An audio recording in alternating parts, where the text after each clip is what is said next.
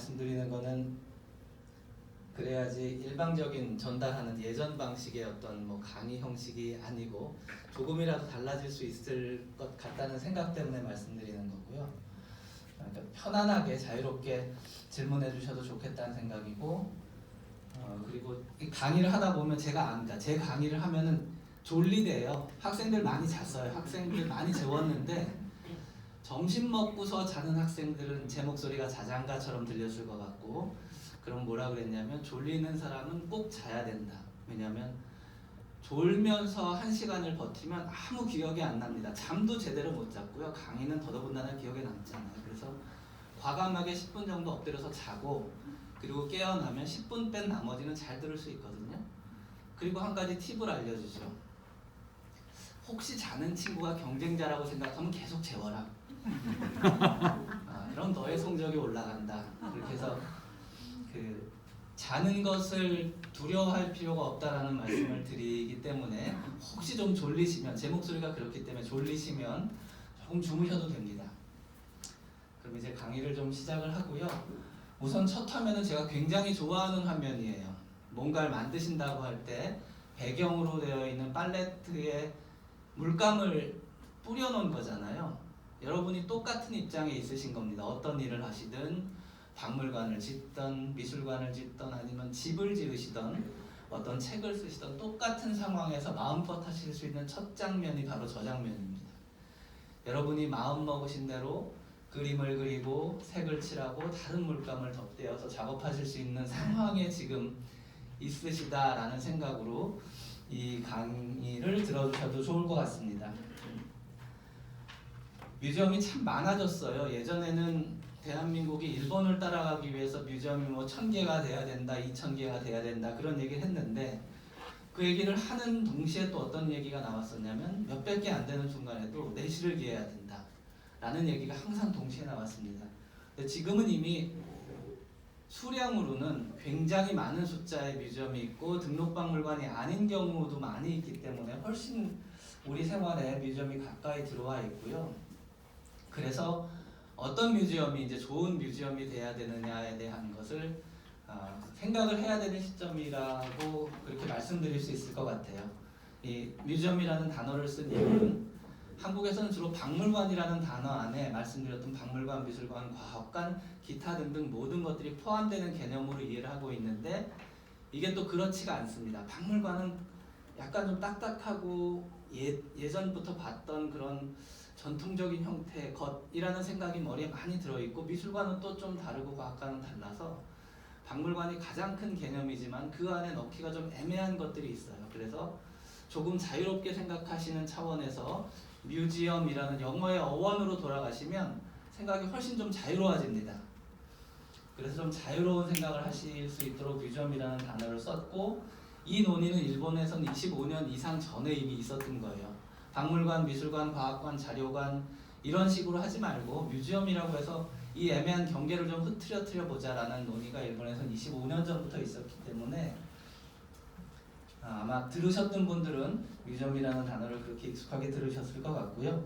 저는 팀장님 설명해 주신 대로 전공이 건축이기 때문에 공간에 대해서 많이 얘기를 할 것 같아요. 그렇지만 굉장히 오랜 기간 동안 건립 작업을 하고 박물관 설계도 해보고 뭐 전시 설계도 해보고 운영위원으로도 활동하고 그랬기 때문에 굉장히 다양한 말씀을 나눌 수는 있는데, 어쨌든 제 전공에 맞춰서 공간이 콘텐츠가 돼야 된다라는 관점으로 말씀을 좀 드리려고 합니다.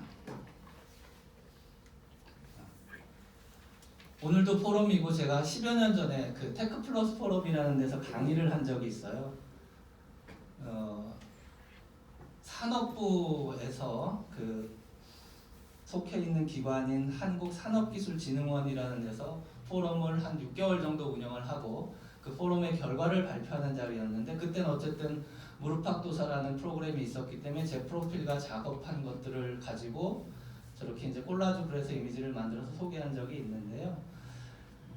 그때 했던 주제가 여전히 상당히 많은 지역에 도움이 될 것 같다라는 생각이 들어서 그냥 저 장면을 넣었는데, 저렇게 축구복, 저때 그 맨유에 박지성 선수가 뛰고 있었던 시절이거든요. 축구복을 입고 당시에 쓰고 있었던 축구공을 사서 들고 강의를 했더니 강의 끝나고 나서 사람들이 하는 얘기가 영희대학교에 있는 평화이론당회가 굉장히 큰 데서 했었는데 10몇만 원이었습니다. 강의를 들으려면. 저 공을 왜 안 주나 그랬대요.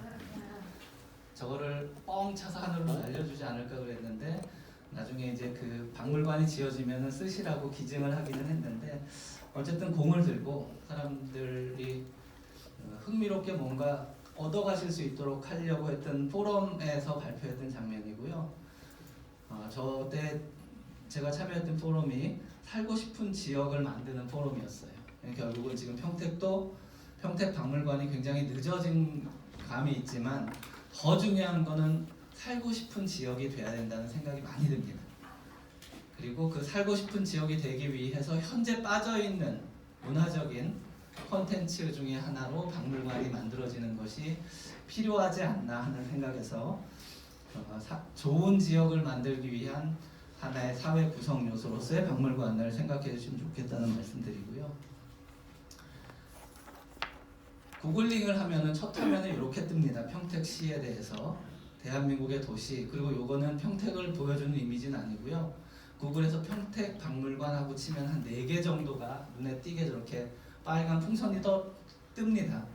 현재 평택을 찾는 사람이 얼마나 많은지 모르지만 구글 검색을 통해서 만나는 첫 번째 이미지가 여기입니다. 요만큼. 굉장히 많은 사람들이 평택을 아는 것 같지만 사실은 평택이 갖고 있는 힘에 비해서는 아주 작은 정보만 소개가 되고 있기 때문에 평택은 좀 더 많은 온라인상의 활동을 하셔도 되지 않나 하는 생각이 들고요. 그리고 지금 이 포럼 자체가 평택박물관이라는 특정한 목표를 갖고 있기 때문에 박물관이 어디쯤에 위치하게 되나라는 것을 이제 찾아봤더니 평택신문에서 기사로 다뤄준 이미지가 좋은 게 있어서 이렇게 가져왔습니다.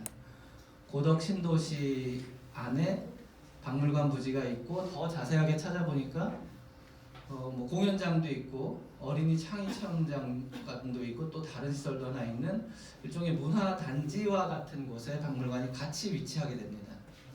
이 말씀을 드리는 이유는 이런 여러 가지 시너지 효과가 있다고 할 수 있는 그런 시설들이 같이 있을 땐 효과도 나지만 사실 경쟁도 해야 되고 잘못하면은 서로 잘난 표현을 하기 위해서 굉장히 어색해질 수 있습니다. 모여 있을 때. 그래서 어떤 도시적인 모습을 갖게 되는가, 지금은 굉장히 무난하고 아무것도 없어서 자유로워 보이고 자연스러워 보이지만 나중에 그렇지 않을 겁니다. 그래서 평택박물관이 지어지는 시점이 다른 시설 2개에 비해서 뒤이기 때문에 조금 더 그 주변의 여건을 생각해서 만들어지실 필요가 있다는 생각을 해봤고요. 그리고 목차는 이렇게 되어 있습니다. 목차는 프롤로그 간단하게 뭐 재미난 이야기를 해야 할 것 같고요. 그리고 첫 번째로는 나쁜 뮤지엄은 어떻게 만들 수 있는가를 아셔야 됩니다. 좋은 뮤지엄을 만들기 위해서는 왜 나쁜 뮤지엄이 만들어지는지를 좀 이해를 하시는 게 굉장히 좋을 것 같아서 나쁜 뮤지엄 만드는 방법에 대해서 알려드립니다. 이게 대부분의 분들이 실수하면 이런 나쁜 뮤지엄이 될 수 있는 거고요. 그리고 굉장히 어렵습니다. 뮤지엄 건립이라는 게 운영하는 과정도 굉장히 다양한 분들이 관여하기 때문에 어렵지만 건립 프로세스도 세상에서 가장 복잡한 유형의 건축물 중에 하나입니다. 병원 건축과 복잡함을 누가 더 복잡하냐 따지어도 못지않을 만큼 복잡함이 있습니다. 제일 어려운 2가지 시설, 제가 공부해 본 중에 제일 어려운 2가지 시설, 뮤지엄과 병원 건축인데 그런 복잡한 프로세스가 있기 때문에 그림 보시면 기절할 수 있습니다. 이거 굉장히 단순화된 그림인데, 그리고 박물관 학예직의 역할이 사실은 클라이언트로서의 역할이 있습니다. 그런 부분들을 설명을 해드릴 거고요. 그리고 이제 어떻게 지을 건지, 뭐 규모에 대한 얘기나 또는 사례에 대한 얘기들 그런 게 나올 거고, 운영을 어떻게 할 건지, 그것이 공간과 어떻게 만들어질 건지, 그리고 마지막으로 이제 나가는 말씀을 드리게 될 것 같고요. 프롤로그는 기획하는 거에 대해서 생각을 해봐야 됩니다. 한국 영화에서 최고의 등장 씬이라고 하면은 늑대 유혹이라는 영화에 이 아주 꽃미남, 지금은 뭐 시간이 많이 지났겠지만 이때 이 장면만 놓고 치면 한국 영화에서 가장 인상적이고 아름답게 주인공이 등장하는 씬으로 꼽을 수 있습니다. 이 영화를 보신 분들은 이 장면을 아주 정확하게 기억할 텐데요. 그렇지 않으신 분들은 유튜브를 통해서 한번 살펴보세요. 어떤 컷들이 모여서 시퀀스를 만들어서 멋지게 남자 주인공을 등장시키는지 한번 살펴보셔야 되고, 이 중요한 컷들을 설명드리는 이유는 박물관 건축도 사실은 똑같습니다. 철저한 기획에 의해서 내가 보여줘야 되는 어떤 대상을 극적으로 등장시킬 수도 있어야 됩니다. 그렇기 때문에 영화를 구성하는 그 기획의 프로세스와 박물관 건축 또는 다른 건축 공간의 기획의 프로세스가 크게 다르지 않을 수 있다는 걸 보여드리려고 첫 장면에 강동원의 늑대 유혹의 등장 씬 두 가지를 보여드립니다.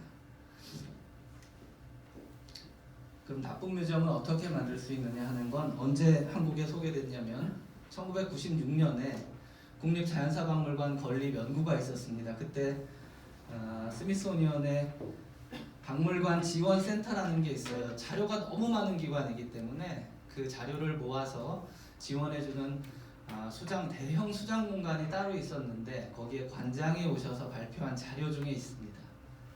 그래서 뭐 10 commandments 뭐 이렇게 써 있는 그런 것들인데, 어쨌든 가능한 가장 기묘한 건물 자재를 사용해서 유지가 사실상 불가능하게 하라, 이런 미션을 부여받으면 건축가는 훌륭해집니다. 마음대로 할 수 있어요. 마음대로 할 수 있는데 나중에 뭔가 고치려고 하면은 손댈 수 있는 방법이 없습니다. 재료가 너무 특별해서 구할 수 없는 경우도 있고, 돈이 너무 많이 들 수도 있고. 그래서 뭐 이 당시에 어떤 미국의 특정한 프로젝트에 의해 참여한 분들이 경험했던 얘기를 적어 놓은 거죠. 삽목으로 구성된 지붕을 제안했는데 박물관의 정신에 어울릴지는 모르나 유지하는 측면에서는 악몽과 같은 일이 될 수 있다. 이 말씀은 어떻게 드릴 수 있냐면, 지금은 많이 안 씁니다, 실제로. 그런데 한때 카페 바깥에 나무로 된 테라스 만드는 것이 굉장히 유행했거든요.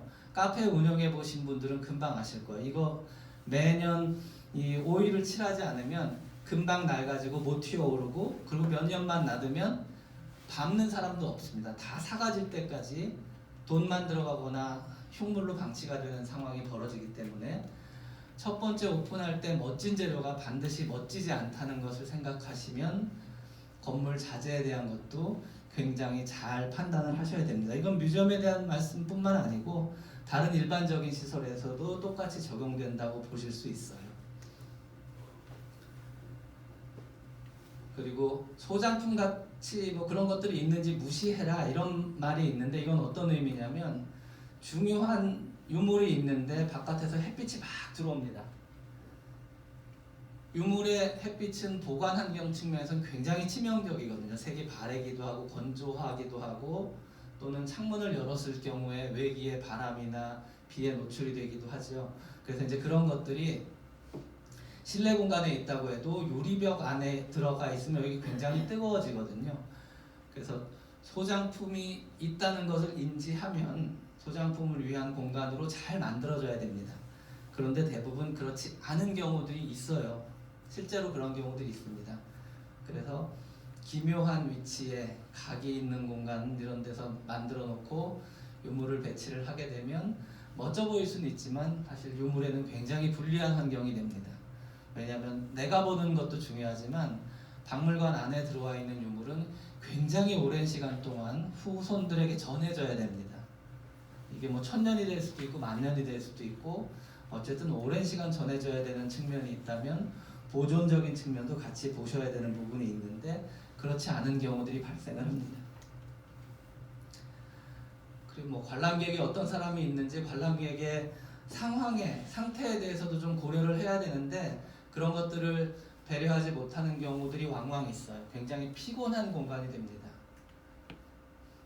전시 중인 의자를 제외하고는 의자가 하나도 없는 경우에, 이건 이제 박물관 피로라는 단어로 설명할 수 있는 건데, 편하게 보고 싶은 공간인데 편하지 않게 볼 수밖에 없는 상황이 만들어지거든요. 그래서 공간에 좋은 작품이 있으면 그 작품을 보기 위한 좋은 환경이 같이 있어야 됩니다. 그래서 그런 환경을 만들기 위해서 조금 더 세심한 배려가 필요하다라는 그런 이미지고요. 그리고 심지어 지금 많이 벌어지고 있는 일입니다. 직원 여기 표현이 직원 같은 것들이라는 표현을 써서 되게 죄송한데, 직원이 몇 분이 근무할지, 어떤 종류의 직무에 있는 직원들이 근무할지 세심히 판단하지 않으면 어떻게 되냐면, 박물관을 오픈했는데 직원들이 근무하시는 공간이 한 군데 다 모여 있든지, 마땅치 않으면 막 떨어져 있어요. 서로 회의하기도 불편하게. 그리고 가장 불편한 공간은 어디에서 발생하냐면, 사무, 행정, 연구를 하는 분들은 사무실 공간을 주로 차지해요, 실제로. 그런데 시설을 관리하고 유지하는, 도와주는 분들의 공간이 없습니다. 그런 경우 많아요. 그러면 계단실 밑에 화장실, 창고 같은 공간에 들어가거나 또는 기계실 안에 근무하는 공간을 만들어 드리게 되거든요. 공간이 없으니까. 그럼 그런 분들은 근무하는 내내 햇빛과 바람을 못 쐰니다. 그래서 직원에 대한 배려가 충분하지 않으면 사무 환경, 근무 환경이 굉장히 열악해지고, 여기 그래서 그 이미지로 뮤지엄은 멋지게 있는데 직원들은 텐트를 치고 근무해야 되는 이런 상황을 표현해준 그림들이 있는 거죠. 그래서 직원의 숫자가 예산 문제 때문에 지역의 박물관들은 직원을 많이 두시긴 어렵지만, 어쨌든 잘 확인하셔서 좋은 공간을 갖출 수 있도록 하시는 게 아주 중요합니다. 그리고 굉장히 많은 소장품을 갖고 계실 수밖에 없어요. 점점점 늘어납니다. 점점점 늘어나는데, 지금 새로 짓는 뮤지엄들은 수장고를, 옛날에는 창고 같은 데다 그냥 넣었어요. 정말로 수장고를 두어야 된다는 거 다 알고 계신데도 불구하고 면적이 좁아요. 뮤지엄 박물관이 한 500평쯤 되는데 수장고는 한 100제곱미터쯤 이런 데 많습니다. 그런데 되게 좁거든요, 100제곱미터면. 근데 그걸 퍼센테이지로 따지면 이게 7%, 8% 이렇게 돼요. 굉장히 많아 보이는 숫자가 나옵니다. 그래서 수장고를 놓기가 어려워지는 요즘 건물도 많이 있지만, 예전에는 특히 사람이 안 가는 위치에 남아있는 공간에 수장고를 이렇게 배치하는 경우들도 있었어요. 그래서 그런 곳에 배치하면 첫 번째 습기 또 환기 이런 문제가 발생해서 나중에 유물이 많이 상하게 되는 그런 상황들이 벌어집니다. 그래서 수장고도 보이지는 않지만 아주 중요한 유물을 관리해야 되는 시설이라고 생각하시고 좋은 공간을 만들어줄 수 있도록 배치하는 것이 필요한데, 대부분 지하에 놓이게 되고, 또 지하에 놓이면서 어떤 어려움이 있냐면 기계실, 전기실과 인접하게 돼요. 그러면 늘 제일 궁금한 게, 기계실, 전기실의 진동을 도대체 유물이 견딜 수 있을 것인가 하는 문제에 봉착할 수밖에 없거든요. 근데 그 부분이 쉽지는 않습니다. 기술적으로는 그거 진동 충분히 제어가 됩니다 그러는데, 그건 설계할 때 단계의 얘기고, 실제로 나중에 장비가 들어오고 설치가 되고 나서 운영을 해보면 공간이 충분하지 않거나 슬라브의 조건이 아주 좋지 않으면 진동이 전달됩니다. 그게 수장고까지 오는 경우도 있기 때문에, 수장고는 조금 더 그 위치가 지하인 경우가 많다고 하더라도 그런 몇 가지 배려를 해주실 필요가 있다는 말씀을 드리고요.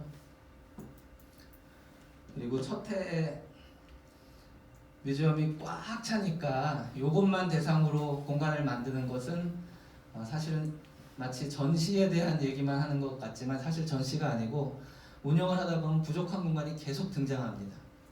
아무리 넓은 주택에 살아도 결국 공간이 다 채워지고 모자라서 길을 막게 되잖아요. 그런 거랑 똑같이 뮤지엄도 점점점 활동을 하시면서 프로그램에 의해서 공간이 부족해지고 바뀌게 되는데, 그런 걸 대비할 계획을 미리 좀 갖고 계셔야 돼요. 그러면 나중에 공간이 부족하거나 증축을 하거나 다른 곳에 공간을 설치할 경우가 발생하더라도 대비가 됩니다.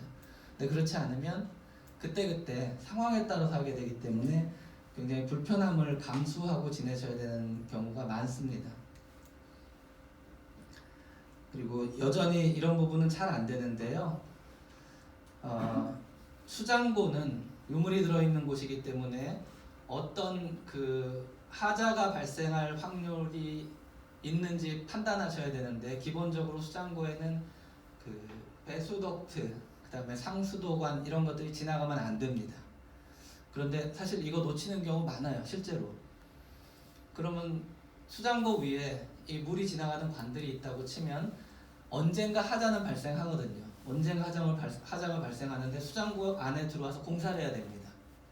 그렇기 때문에 수장고를 설치할 때는 수장고만을 위한 시스템으로 수장고 전체를 갖춰주는 게 필요하고, 수장고 주변으로는 저런 일반적인 설비 시스템이 돌아다니지 않도록 하는 것이 유무를 위해서 굉장히 중요한데, 다 알 것처럼 생각하지만 실수가 종종 나오는 부분입니다. 그리고 온습도는 요즘에 뭐 다 중앙에서 제어를 하시지만 실제로 미세기후를 확인해 보면 다 다릅니다. 공간 안에 수장고에 그 경납장이 놓이는 경우 어떤 장이 있는 곳에는 습도가 높고 온도가 높고, 또 여기도 마찬가지죠. 지금 여기서 만약에 페인이 돈다고 하면 바로 아래는 춥고 덥습니다. 심지어 건조해지죠. 근데 저쪽 바람이 닿지 않는 곳은 뭐 여름에도 에어컨디셔닝 잘 안 되고 겨울에도 뭐 히팅 잘 안 되는 그런 상황이 수장고도 똑같이 발생합니다. 그래서 수장고도 중앙 온도 조절 시스템만을 믿지 말고 다니시면서 어떤 상황이 되는지 이 미세기후를 좀 보셔야 될 필요가 있어요. 그래서 천장이 너무 낮은 경우에 약간 불리함이 있습니다. 그런 공기의 순환에 있어서 그런 것들을 같이 좀 살피셔야지 나중에 지어졌을 때 좋은 뮤지엄으로 쓰실 수 있어요.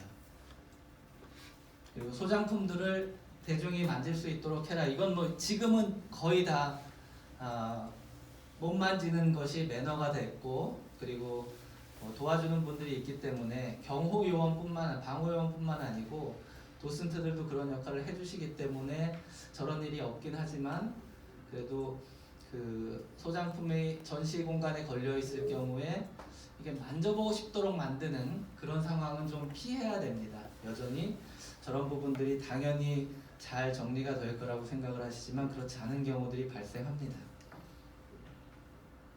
그리고 이게 가장 제가 반성을 하는 부분이에요. 모든 건축가가 반성하는 부분인데, 내 작품을 위한 박물관이 되는 순간 운영하는 분들한테 굉장히 불편할 수 있습니다. 그래서 이 경계를 어떻게 조율하느냐고 너무너무 힘들어요. 내 작품이 되기 위해서는 그동안에 작가가 가지고 있었던 건축의 아이디어를 박물관에 담으면 예산이, 주택은 700만원, 800만원 이렇게 했지만 박물관은 1,500만원, 2,000만원 이렇거든요. 하고 싶은 꿈을 구현할 수 있습니다. 그래서 뮤지엄 건축을 하는 것은, 지금은 그런 표현을 잘 쓰진 않아요. 그런데 1990년대, 80년대 이럴 때 미국과 같은 잘 사는 나라도 뮤지엄이 막 확대되기 전에는 once in a lifetime이라고 해서 건축가들이 어마어마하게 그 꿈에 부풀어 사는 작업입니다. 평생에 한 번의 뮤지엄을 설계하면 나는 아주 훌륭한 작업을 한 거다라고 생각할 정도로 뮤지엄은 어려운 설계 대상이지만 만나기도 어려운 기회입니다. 그래서 박물관을 설계한다는 건 내 꿈을 실현하기 위한 도구로 쓰는 경우가 있을 수밖에 없는데, 그것이 박물관의 관람객을 끌어들이는 데 도움이 될 수는 있지만 운영하는 데 불편할 수 있다는 걸 아시면 사실 조율해야 됩니다. 그런데 어떤 어려움이 우리한테 있냐면, 멋진 건물이 돼야지 관람객이 오지 않습니까? 이런 질문을 하거든요, 스스로. 그럼 멋진 건물이 돼야죠. 근데 멋진 건물이 됐는데 운영하는데 불편하면 어떡할 거냐고, 돈이 많이 들어가면 어떡할 거냐고. 그래서 이 경계는 건축가들한테 설계 요구를 하기 전에 내부에서 판단을 하셔야 돼요. 우리는 어떤 수준의 작업을 원한다, 작가의 조형성 또는 내부 공간에 만들어진 모습, 그런 것들이 어떻게 돼야 되는지를 판단을 하시고 의뢰를 하셔야지 저 건축가의 영광이 되는 기념비가 되고도 박물관을 운영하는 분들한테 불편함이 없습니다. 아주 멋지게 만들어진 박물관인데 세상에 벽이 다 꼬불꼬불하면은 어떤 문제가 생기냐면 그림을 못 걸어요. 벽면이 고불고불하니까. 램프로 다니는 길이 멋있기 때문에 램프웨이를 계속 만들면 멋지죠. 구겐하임 뮤지엄 같은 경우 멋진데, 그 램프에서 그림을 보려면 사람이 이렇게 하고 봅니다. 삐따닥하게. 경사가 있으니까. 이걸 어떻게 걸어요? 그림은 그리고 어디에 걸어야 되는 거죠? 이렇게 경사 램프에 맞춰서 이렇게 삐뚤게 걸어야 되는지, 아니면 뭐 중력에 맞춰서 이렇게 걸어야 되는지 굉장히 애매한 경우가 발생을 하는데, 그럼에도 불구하고 감당해야 되는 건축적인 그 조형성의 특징이 있다면 감당을 하셔야 되지만 그렇지 않은 부분이라면 가능하면 운영하는데 좋은 방법으로 건축가랑 협의하실 필요가 있고 이 협의의 출발이 우리가 흔히 말하는 과업 내용서, 과업 지시서에 있습니다. 그것대로 현상 설계나 설계 경기가 나가면 그 지침에 의해서 설계를 해서 들어오기 때문에 이 작품이 마음에 안 들어도 하셔야 돼요. 이걸 다시 하게 하려면 돈 많이 줘야 됩니다. 그런 경우가 있었어요. 실제로 최근에 국립박물관 중에도. 그런데 다행히 협상이 잘 돼서 한 1억쯤 물어주고 다시 시켰나 그래요. 근데 작은 돈이 아닙니다. 작품이 좋아지기는 하지만 그렇기 때문에 그런 일이 발생하지 않도록 하기 위해선 기념비적인 것을 어느 정도까지 수용할 것인가를 초기에 좀 판단하실 필요가 있습니다. 그래서 10가지의 나쁜 뮤지엄이 될 수 있는 조건을 대략 보셨기 때문에 저런 것만 조심하시면 훨씬 더 좋은 뮤지엄으로 갈 수 있는 길이 열린 거고, 그리고 뮤지엄을 건립하는 프로세서는 얼마나 복잡할 수 있는가, 굉장히 심플하게 만들어진 굉장히 복잡한 다이어그램입니다. 이 표가 한 장밖에 안 되지만 박사학위 논문의 결론이거든요. 그래서 우리가 흔히 아는 가장 쉬운 단계를 구분하면 준비나 기획하는 단계가 있고, 기본 구상이나 방향을 정하는 단계가 있고, 그리고 기본 계획을 설정하는 단계가 있고, 그리고 설계, 시공, 개관, 운영, 대체로 한 6개 정도의 단계로 보시면 큰 방향은 맞습니다. 대부분 우리는 어디에 에너지를 쓰고 있냐면 여기에 에너지를 쓰죠. 시공. 돈이 얼마지? 면적은 어떻게 되는 거야? 누가 공사를 할까? 이런 것에 신경을 쓰고 출발을 하는데, 제가 생각하기에 가장 중요한 시점은 여기입니다. 준비와 기획이 정말 단단하셔야 돼요. 여기서 탄탄하지 않으면 구상이나 방향 설정하는데 애매해집니다. 이게 애매해지면 기본 계획이라는 것은 설계로 바로 가기 직전에 구체적인 지침이 만들어지는 단계거든요. 이 지침이 애매해집니다. 방향이 쓰지 않았으니 지침이 애매하죠. 그럼 애매한 지침에 의해서 설계하면 애매한 설계가 되고, 애매한 설계에 의해서 공사를 하면 공사도 애매한 겁니다. 다 애매해지는 단계를 제어할 수 있는 유일한 기회는 사실 여기에 있어요. 준비하고 기획하실 때 우리 방향이 어떻게 될 것인가를 사실은 처음에 출발하는 분들이 조금 고생은 많으시지만 자주 모이시고, 그리고 여러 가지 아이디어 회의도 하시고 자문도 좀 받아보시고, 그래서 의견을 명확하게 해야 됩니다. 그리고 나서 구상과 방향을 설정하면 기본 계획에 갈 길이 보여요. 근데 2단계가 약해지면 기본 계획을 어떻게 수립해야 되는지 모르고, 심지어 최근에 타당성을 통과하지 못하면 예산 받기가 어려워서 타당성 연구를 같이 하잖아요. 타당성 조사를. 그래서 한꺼번에 이것 2개 단계와 플러스 타당성 조사를 묶어서 3달 만에 용역을 합니다. 3달 만에 예산적인 경제적인 타당성과 설계를 위한 지침과 기본 구상이나 개념적인 방향이 설립될 가능성이 매우 드물어요. 사실은 불가능하다고 말씀드리는 게 솔직한 표현이지만 항상 가능성은 열려 있습니다. 어느 순간에 어떤 경우에는 그런 특별한 일종의 은총입니다. 그 은총 같은 걸 받아서 방향이 확 보일 수 있는데 경험상 너무 어렵습니다. 적어도 이 준비와 기획 단계에는 내부에서 시간을 들여서 하시겠지만, 본격적인 외부 인력이 같이 협업해서 작업하는 구상과 방향을 한 6개월 정도는 하셔야 되고, 계획도 마찬가지예요. 그런데 이 2개의 기간이 길어지면 자칫하면 아이디어는 많은데 실제로 이게 꿰어지지 않습니다. 이 아이디어가 많은데 꿰어지지 않는 대표적인 케이스가 국립아시아문화전당을 준비하는 과정에 그랬어요. 예산이 어마어마하게 많았기 때문에 처음 출발할 때 조 단위의 예산이 나온 첫 번째 프로젝트입니다. 국내에서 문화시설 중에.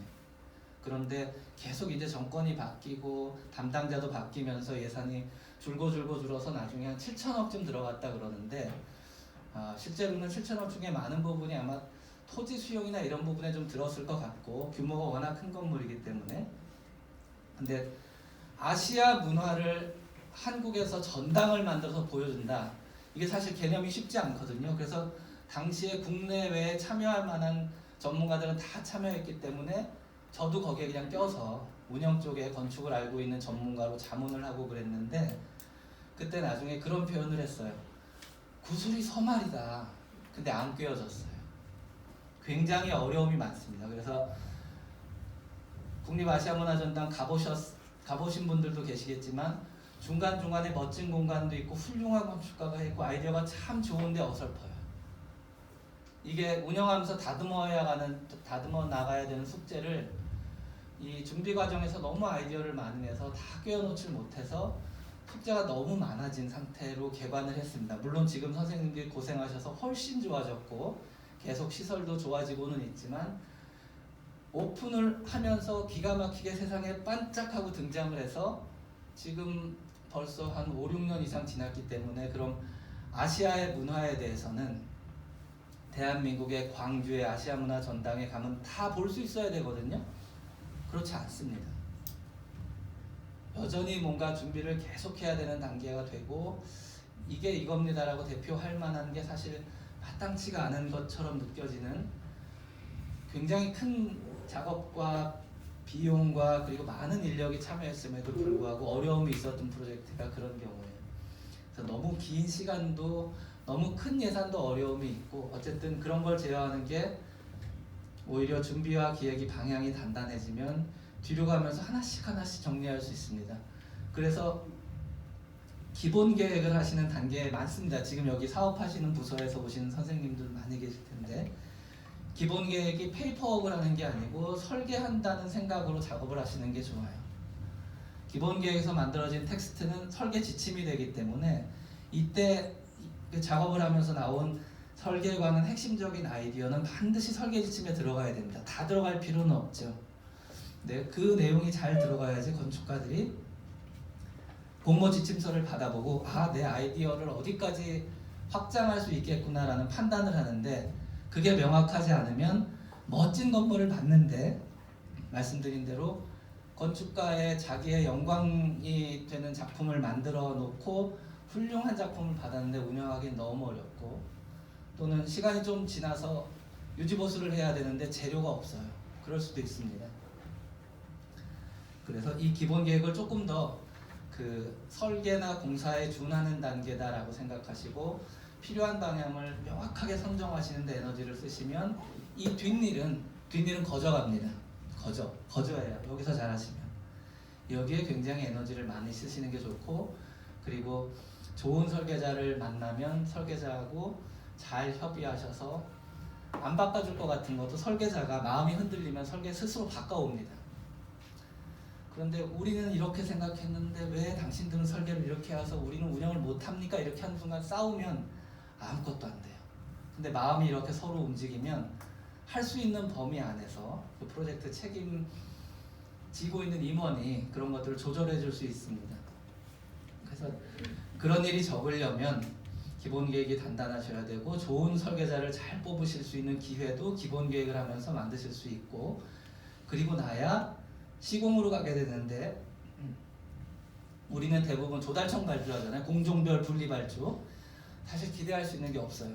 굉장히 죄송한 말씀인데 80년대, 90년대까지는 대한민국의 건축 시공 기술이 높지 않았기 때문에 조달청 관리에 의한 시스템이 굉장히 훌륭했습니다. 그런데 이미 대한민국의 건설 기술이 세계적인 레벨에 올라와 있는데, 특히 문화공간 그렇거든요. 그런데 조달청이 분리발주하는 과정에서 들어가는 행정력이 너무 많기 때문에 공사의 품질이 생각보다 나오지 않아요. 조달청으로 가게 되면 안전하게 공기에 맞춰서 공사를 할 수 있는데, 이게 케이스 바이 케이스입니다. 가격을 놓고 투차를 해서 이렇게 당선되는 팀이 누군지 알 수가 없잖아요. 알 수 없는 팀이 왔는데 또 어려움은 뭐냐면, 알 수 없는 팀이지만 실적은 다 채워지는 팀들입니다. 실적은 채워졌는데 이 현장을 담당하는 분이 도대체 박물관에 대한 이해는 있는 건가? 확률이 없어요. 박물관은 평생에 한 번 공사를 할까 말까 복잡한 건물이기 때문에 확률이 없습니다.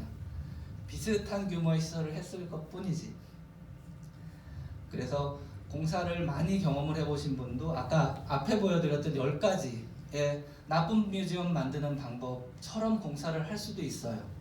수장고가 창고라고 이해하면 창고는 늘 이렇게 어디 한켠에 어두컴컴한 데다 만들고 습해도 되잖아요. 수장고는 절대 안 됩니다. 맨 아래층으로 내려서 수장고를 만들어야 되는 상황에 어떤 일들이 가끔 발생하냐면 바닥에서 습기가 올라오면 수장고가 바로 그냥 다 썩어요. 그럼 그 습기를 막을 수 있는 방수공사 또는 이중벽을 친 콘크리트에 밑에 물 빠지는 공사를 다 할 수 있느냐 하면 설계할 때 그걸 잘 모르면 다 놓치고, 그러면 도찰로 들어온 시공사는 설계 도서대로만 공사해주고 나가면 되거든요. 나머지 책임은 다 선생님들이 운영하시는 집입니다. 그 어려움이 있기 때문에 이 전체 프로세스가 굉장히 복잡하고 어려워 보이시지만 어떤 건물을 우리가 원하는지 여기에서 잘 판단하셔서 기본 계획 때 단단하게 작업을 하셔서 좋은 품질의 건물을 받으시면 그때부터 본격적으로 운영하면서 박물관이 움직이는 겁니다. 빨리 움직이는 기관은 2년이나 3년 만에, 개관 2년이나 3년 만에 이제 운영 페이스로 작동을 하긴 하는데 대부분 2, 3년 안에 작동이 잘 안 돼요. 2, 3년 안에 작동이 되려면 근무하는 선생님들이 대부분 박물관에 근무한 경험이 있는 분들이 다 왔을 때입니다. 근데 그렇지 않으면 1년, 2년은 박물관이 뭔지 경험을 해야 되잖아요. 그래서 개관 운영도 상당히 쉽지 않은 부분이 있고, 특히 굉장히 어렵지만 훌륭한 운영이 되려면 이 단계쯤에서 관장이 누구신지 선정을 하시는 게 좋습니다. 관장이 딱 정해지면 관장님을 중심으로 모든 방향이 명확해지거든요. 근데 관장이 안 계시면 행정적으로 행정을 책임지는 팀장님이 이걸 다 의사결정을 할 수도 없고, 그렇다고 행정을 전문으로 하시는 팀장님이 건설공사에 대해서 명확히 알 수도 없고 굉장히 애매해지는 경우가 많아요. 그래서 경험이 많은 관장님이 미리 오시는 순간 이 일이 굉장히 잘 될 가능성이 있습니다. 그래서 그런 분들을 미리 모실 수 있는지, 혹시 미리 모시지는 못해도 지속적으로 자문을 좀 받는다면 훨씬 좋은 시설이 되고, 그래서 개관 운영을 잘 할 수 있어요. 아까 처음에 말씀드렸던 그 제 최근의 활동 중에 서울공예박물관 운영위원이 1기거든요. 세상에서 제가 제일 피하기 싶은 어른이 1기의 위원장이십니다. 국립중앙박물관 지내셨던 김홍남 관장이 1기의 위원장으로 오셨거든요. 그래서 위원장인지만 알았는데 명예관장을 겸하고 계신 거예요. 그래서 굉장히 자신 있게 저한테 공간에 대해서 어떻게 생각하세요? 그러시더라고요. 그래서 좋은데요, 조금 답답하고 많은 게 있어서 그 답답한 부분들이 있어서 덜어냈으면 좋겠습니다. 그렇게 말씀을 드렸는데, 그 서울공예박물관 나중에 이미지 잠깐 보여드리는데 굉장히 특별한 부분이 있습니다. 기존에 400년 된 은행나무가 있는데 걔를 살리고 설계했거든요. 대한민국에 400년 된 은행나무를 유지한 채로 그렇게 공간을 만들 기회가 있는 프로젝트도 적지만 그 은행나무 때문에 선정됐대요, 작품이. 굉장히 자랑스러워 하시는데 저도 굉장히 자랑스럽다고 얘기할 수 있고, 그런 건물이 꼭 나와야 되겠다고 생각한 지가 오래됐는데 마침 그런 작품이 선정이 됐고, 그걸 선정할 수 있으려니 해안이 있는 분이 심사를 하셔야 되거든요. 그래서 그런 전체 과정에서 경험이 많으신 관장 내지는 나중에 운영위원장, 관장은 명예직관장이든 관장이든 시의 행정적인 조직상의 부담이 있으실 수 있거든요. 그런데 운영위원장이 되실 만한 분이 계신다면 훨씬 좋을 것 같아요. 그래서 그런 것들을 한 번에 이 관리 프로세스 구상을 하고 계시면 좋은 시설이 만들어질 수 있겠다는 생각을 합니다. 학위 논문 전체를 뭐 이렇게 설명드릴 수 있고 더 복잡해요. 이 논문을 읽으시면은 내가 지금 무슨 논문을 읽고 있는 거지 이런 생각 드실 거예요. 전부 요인과 요소를 다 연결하고 있거든요. 이 글자 안 보이는 게 훨씬 낫습니다. 그래서 그 막 복잡한 표를 일하는 순서대로 좀 적어보면은 기본 정책이 만들어지고 기초조사 연구를 하고 기획 연구를 하는 것까지는 내부에서 하실 수 있어요. 때로는 정책이 만들어졌을 때 정책 연구 용역을 만들기도 하죠. 전문가들의 의견을 좀 얻고 도움을 받기 위해서. 그리고 나서 이 기획 연구의 빈 공간에서 기본 구상과 기본 계획을 하시면서 건축 프로그램이 확정이 돼야지 설계 경기 지침이 만들어집니다. 이건 중요한 것들만 말씀드리는 거예요. 건축 프로그램이 확정돼서 건축가들이 설계를 할 수 있어야지 설계 경기에 들어가고, 그리고 당선작을 선정해서 기본 설계와 실시 설계와 그리고 전시 설계를 하게 되는 과정을 거칩니다. 그리고 이런 단계에서 어떤 일들을 해야 되는지, 세부적으로 또 어떤 내용들이 있는지, 이런 것들이 이제 계속 연계돼서 뭐 기본 단계, 공모를 하는 단계이기 때문에 공모 단계, 설계를 하는 단계이기 때문에 설계 단계, 그리고 이제 건축 공사를 하는 단계이기 때문에 그냥 건축 단계라고 편의상 표현을 했지만, 기공, 그리고 토목공사, 건축 착공하고 건축을 준공하고 전시공사하고 전시공사를 완성하는데, 이 프로세스는 선택하시는 거에 따라서 달라질 수 있어요. 어떤 부분이 달라질 수 있냐면 건축과 전시의 공사를 어떻게 하느냐 바뀔 수 있습니다. 지금 이거는 건축이 완성된 다음에 전시가 들어오는 거예요. 가장 무난하기도 하고 공정이 길어지는 과정이기도 한데요. 어떤 어려움이 나중에 있을 수 있냐면, 건축가가 전시에 대한 이해를 충분히 하지 못하면 전시 설계할 때 너무너무 어렵습니다. 공간을 부실 수도 없잖아요. 천장이 이미 구성이 되어 있는데. 그래서 전시와 건축의 단계를 구분해서 전시가 후속 작업으로 되는 경우에는 건축가가 전시 공간을 충분히 이해하고 대비할 만한 어떤 스펙을 줘야 돼요. 건축 설계를 할 때. 그 작업이 굉장히 어렵습니다. 그리고 중요하고. 그게 잘못되면 어떤 느낌이냐면 신축 건물인데 리모델링하는 상황처럼 돼요. 그래서 이 과정에서 일반적으로 쓰는 프로세스를 이렇게 적어놨지만, 실제로 이 두 가지의 관계가 너무 중요하고 밀접하기 때문에 선후가 사실 없어요. 그래서 어떻게 많이 작업을 또 하냐면, 건축 설계와 전시의 공사권을 한꺼번에 묶어서 일종의 약간 좀 특이한 턴키 방식 비슷하게 전시공사자를 선정을 하거든요. 근데 또 그럼 어떤 어려움이 있냐면, 대부분의 박물관의 전시 설계비는 한 5억 내지는 10억 정도 되는데, 웬만한 박물관의 전시 공사비는 수십억입니다. 건축가가 해야 되는 역할이 굉장히 중요한데 수십억이 더 힘이 세요. 그래서 이 수십억을 위한 설계가 이렇게 바뀔 수 있습니다. 그럼 또 어떤 어려움이 있냐면, 이 전시 특정한 업체를 위한 특정한 전시를 위한 공간으로 만들어져요. 그런데 박물관의 전시가 영구하지 않거든요. 예전에는 상설 전시가 10년, 15년 정도 후에 바뀐다라고 했는데 지금은 5년마다 바뀝니다. 5년마다 바꾸는 일을 국립박물관들이 했기 때문에 상황에 따라서 워낙 시대 조류가 빨리 흐르니까 예산을 신청하실 수 있는 근거를 찾을 수 있어요. 그것처럼 5년마다 바뀔 수 있는 전시 공간인데 어떤 특정한 첫 번째 작업을 위한 공간으로 특화돼 버리면 나중에 바꾸는데 또 어려움이 있어요. 그렇기 때문에 그런 관계를 굉장히 면밀하게 잘 보셔야 됩니다. 여기에서. 그래야 운영하고 나중에 공사 끝나고 나서 다시 이제 전시를 바꾸는 공사를 하실 때도 편리함이 있어요.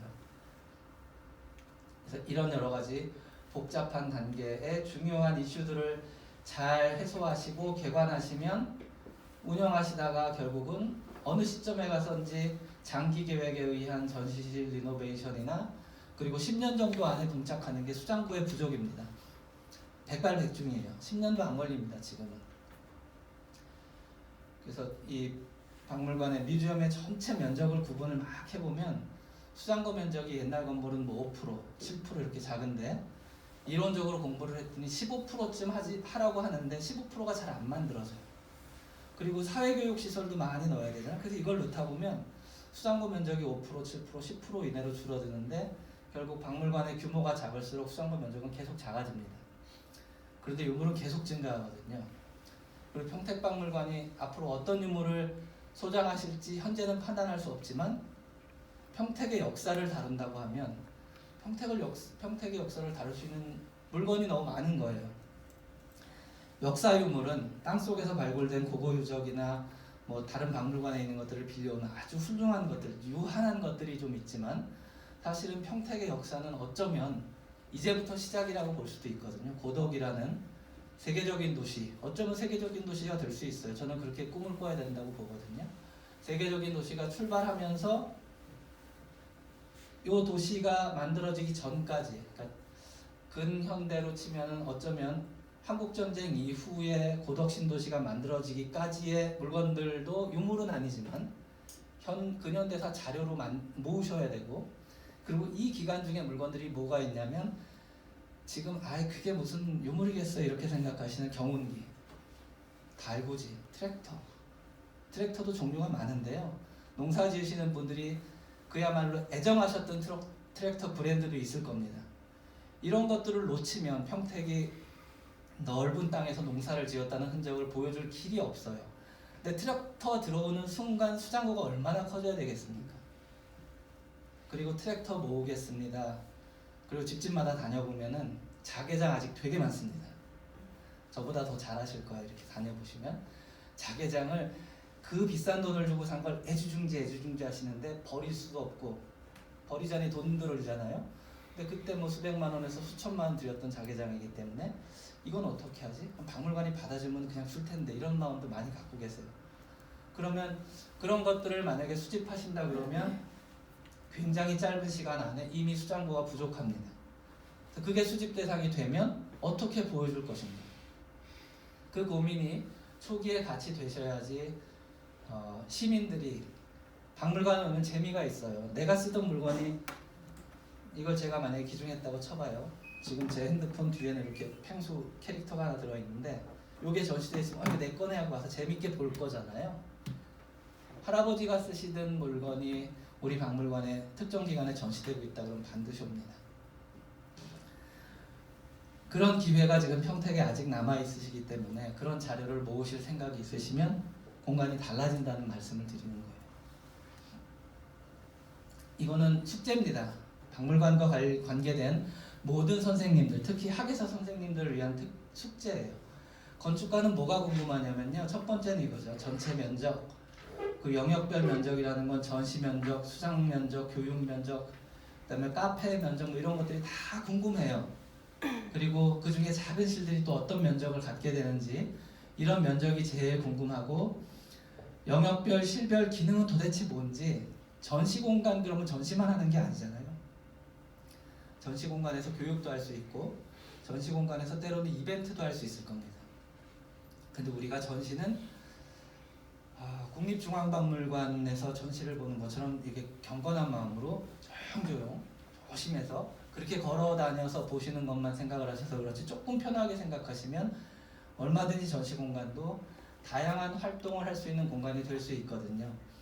그래서 여기 영역별 실별 기능은 특별한 무슨 카페 이런 것들뿐만 아니고 우리가 일상적으로 아는 그런 기능들도 다시 정의하실 수 있어요. 그러면 건축가가 설계하는데 굉장히 조심합니다. 아까 말씀드린 대로 전시 공간은 햇볕을 받지 않아야지 유물이 오래 가는 게 맞거든요. 환기도 심지어 안 돼야 돼요. 근데 그런 공간에 20-30분 있다 보면 되게 답답할 수 있어요. 그러면 그걸 답답함을 해소하기 위해서 바깥으로 나갈 수 있어야 되는데, 나가는 방법을 어떻게 하겠느냐를 정해서 설계 지침을 줘야 됩니다. 그렇지 않으면 나갈 수가 없죠. 나가는 문을 만들어 놓고 어떻게 되냐면 관리하는 게 어려서 다 문으로 잠습니다. 열쇠로. 그럼 건축가가 설계해 놓은 그 공간을 제대로 이용하지 못한다는 건 뭐냐면 피곤한 거예요. 그래서 그런 것들, 실별, 영역별 이용자의 행태 특성이나 이벤트가 있는지 다 꼼꼼히 보셔야 되고요. 천장, 우리는 흔히 이런 정도 높이의 천장이 익숙해 있지만 뮤지엄의 천장은 훨씬 높아야 되고, 대체로 이 천장, 이 텍스가 붙어 있는 면이 한 4m쯤 돼야 됩니다. 그래야지 공간도 쾌적하고 전시하시기도 편한데, 4m 천장고를 만든다는 게 쉽지 않아요. 생각보다 잘 안 됩니다. 그래서 그런 높이도 잘 판단을 하셔야 되고, 특히 중층을 만들 수 있어요. 그냥 단층이 아니고 한쪽이 보이드가 돼서 2개 층을 한꺼번에 볼 수 있는 높은 공간을 만들 수도 있는데, 이건 첫 번째로 결정을 해주셔야지 건축가들이 설계합니다. 중층이 가능하다, 우리는 가능한 이유는 뭐다, 전시물이 있다, 뭐 이런 내용을 써주지 않으면 건축가는 일반적으로 자기의 건축 설계하는 기법에 의해서 그냥 평면의 공간을 하거나 공간이 바뀌면서 만나는 것들을 이렇게 구상을 해내게 되죠. 그리고 전체 면적뿐만 아니고 실의 가로 세로 크기 이런 것도 다 정해주셔야 돼요. 우리가 원하는 공간은 무슨 평택의 고고 역사실이 만약에 있다고 치면 평택의 고고 역사실은 우리는 이런 공간을 구상하고 있기 때문에 가로 세로 천장의 높이는 이렇게 생각을 한다. 이 범위에서 설계를 해달라고 지침에 넣을 수 있습니다. 충분히. 근데 거기까지가 너무 힘들기 때문에 못하고 넣으면 건축가가 하고 싶은 대로 공간을 이렇게 쪼개와요. 자기 프로세스대로, 자기 작품대로. 그런 것들을 조절하기가 나중에 쉽지 않기 때문에 그런 가로 세로 실의 크기도 해주셔야 되고 실별 연관성. 사무실과 전시실이 가까이 있는 것이 좋은지, 사무실과 전시실 사이에 수장고가 있어야 되는지, 사무실과 수장고 사이에 어떤 실이 있어야 되는지, 그리고 전시실은 사무실에서 들어올 수 있는지 없는지, 또 사무실을 관람객이 볼 수 있는지 없는지도 다 연관이 있습니다. 이 프로그램들이 명확하지 않기 때문에 설계하고 나면 작은 건물일수록 그냥 다 터져 있는 공간이고 막 헷갈리죠. 그리고 큰 건물은 너무 많이 떨어져 있어서 선생님들이 어려워요. 국립중앙박물관의 사무동이 왼편 끝에 있고, 그리고 여기에 열린마당이라는 데가 있고, 여기 이렇게 길쭉하게 전시실과 아래에 수장고가 있는데, 여기서 여기 가는 거는 정말 각오하고 갑니다. 마음을 단단히 먹고 갔다 와야지 그러고 가지 쉽게 가기 어려워요. 대형 건물이기 때문에 그렇기도 하지만 만약에 굉장히 좋은 작품에도 불구하고 불편한 점을 말씀드리면, 사무실에 근무하는 선생님들이 전시공간까지 가는데 너무 힘이 많이 드는 공간 구조를 갖고 있다. 왜냐하면 이 긴 방향이 400m라고 제가 기억하고 있거든요. 400m 앞에 보이드 되어 있는 5, 60m가 있고, 또 여기 이따만큼 사무실 중에 요 끝에 있는 사람은 얼마나 안 됐어요. 여기까지 가려면. 이 굉장히 긴 거리를 걸어야 되는 게 있기 때문에 실별 연관성을 꼭 검토를 해주셔야 됩니다. 그리고 통로, 그냥 복도 몇 제곱미터 몇 퍼센트 이렇게 하시는데, 복도 중에도 물건이 다니는 복도는 폭이 넓어야 돼요.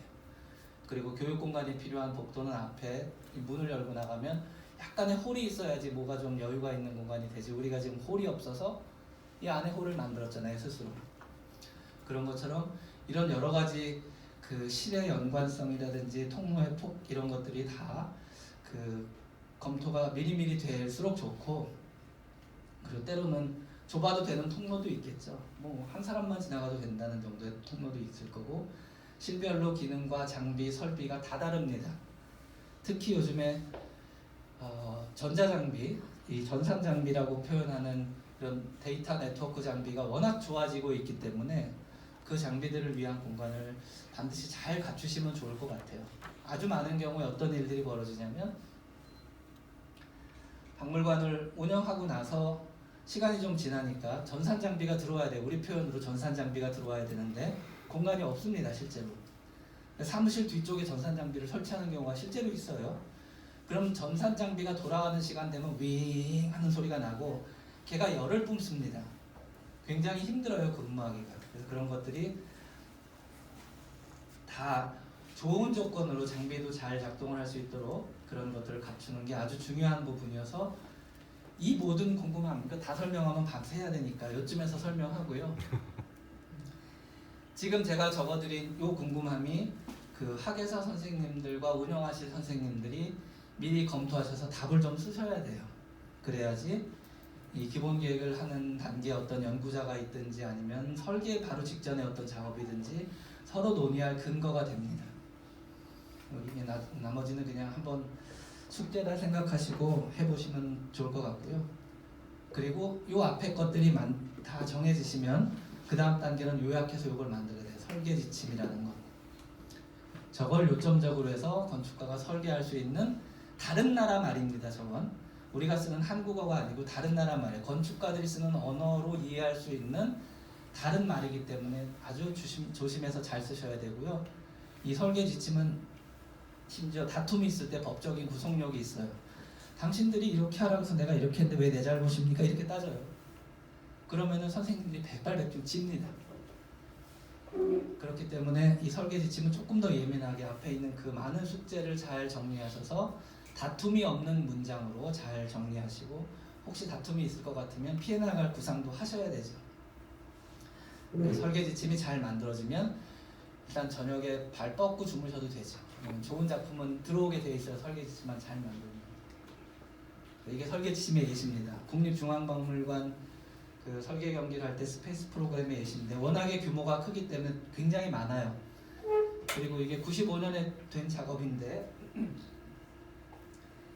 이 이후에 굉장히 많은 박물관 설계 경기가 있었지만 얘처럼 꼼꼼한 경우가 별로 없고 여전히 얘가 프로토타입이 됩니다. 그럼 이렇게 하지도 못해요. 훨씬 작기 때문에. 그래서 스페이스 프로그램이라고 해서 면적표를 전체를 나누면 크게는 이런 거죠. 관람객 편의 영역이 몇 프로고, 전시 영역이 몇 프로고, 교육 영역이 몇 프로고, 수장 영역은 몇 프로고, 연구 관리 영역은 어떻게 되고, 유지 관리 영역은 어떻게 되고, 부대 시설과 공용 공간의 면적은 어떻게 된다. 숫자적으로 기준이 되는 거고, 이 숫자적인 기준이 세부적으로 다 쪼개집니다. 그리고 어떤 기능을 하는 공간이라고 다 쓰여 있고 대략의 스펙도 넣어줘야 돼요. 학예 연구가 기획만 하는 작업이 아니고요. 유무를 다루게 되고 또는 디자인 기획에 대한 회의를 하기 때문에 공간이 굉장히 많이 필요해요. 그래서 1인당 연구 공간이 15제곱미터 필요해야 된다고 여기 썼는데 여전히 7제곱미터, 7.9제곱미터, 8제곱미터 범위의 행정 공간으로 씁니다. 그러니까 맨날 답답하고 좁은 거지. 회의할 때도 없고. 그래서 이런 것들을 다 정하시면 굉장히 쾌적한 학예 공간이 만들어져서 욕을 좀 먹죠. 왜 학예직은 이렇게 좋은 공간을 써야 되지 하고 욕을 먹지만 그걸 감수하시는 순간 전시가 좋아져요. 교육이 좋아져요. 그래서 학예직 선생님들이 아이디어 회의할 수 있는 공간이 없어서 맨날 회의실 예약하고 막 가서 야 우리 회의실 있냐? 이렇게 하는 순간 아이디어가 굉장히 이렇게 쭈그러듭니다. 실제로. 차 마시기 편하게 만들어야지 아이디어가 좋아지고 그 스트레스가 풀린다고 하는 거 구글 사옥에서 세계적으로 거의 최초로 이제 보여줘서 과장되게는 위층에서 아래층으로 무슨 슬라이드 미끄럼을 타고 내려오는 공간도 있었잖아요. 그런 것처럼 창의적인 작업을 하는 분들의 공간은 사실 조금 더 창의적인 환경으로 만들어주면 좋겠고 학예직 선생님들만 말씀드렸지만 사실은 행정하신 선생님들 공간도 너무 좁아요. 예전에 서울시청 공간 전체를 개관하자마자 자문 컨설팅을 한 적이 있었는데 그 넓은 시청도 부족하더라고요. 그래서 그런 것들이 여기에 잘 담겨야지 이 세부실이 선생님들이 쓰시기에 가장 좋은 공간이 됩니다. 이 깨알 같은 거 아마 PDF로는 읽으실 수 있을 거고요. 뭐 기획전시지 어떻고 교육 영역이 어떻고 저떻고 수장 영역은 어떻고 막 이렇게 써서 전체 면적에 대한 프로그램이 만들어지면 아주 특별한 보존 공간 이런 것들 수장 공간과 보존 공간은 특별하게 말씀드리는 이유가 다루는 설비 시스템이 달라요. 특히 보존 공간은 작업을 하면은 유독 가스가 발생하거든요. 분진, 먼지 이런 것들. 그래서 그런 것들을 제어할 수 있는 시스템이 만들어져야 돼서 조금 더 예민한 계획을 갖고 우리가 어느 정도 수준까지 할 수 있는지를 좀 판단하셔서 설계 조건을 만드실 필요가 있습니다. 그래서 이런 작업을 잔뜩 이제 구상을 해놓으시면은 다시 개념적인 위치로 돌아가면 어떻게 지을 것인가. 뮤지엄의 역할과 기능을 설명하는 데 있어서 4가지의 큰 이 구성 핵심 요소가 있어요. 건물이 있어야 되고 컬렉션이 있어야 되고 관람객이 있어야 되고 그리고 학예직이 있어야 되는데 큐레이터가 이 4 구성 요소 중에 하나라도 빠지면 사실 좀 애매하죠. 안 되는 건 아닙니다. 안 되는 건 아닌 것 같아요. 근데 하나라도 빠지면 굉장히 애매해지고 특히 큐레이터가 중심에 서지 않으면 이 관계 조율이 잘 안 돼요. 어떻게 힘을 당겨야 되는지.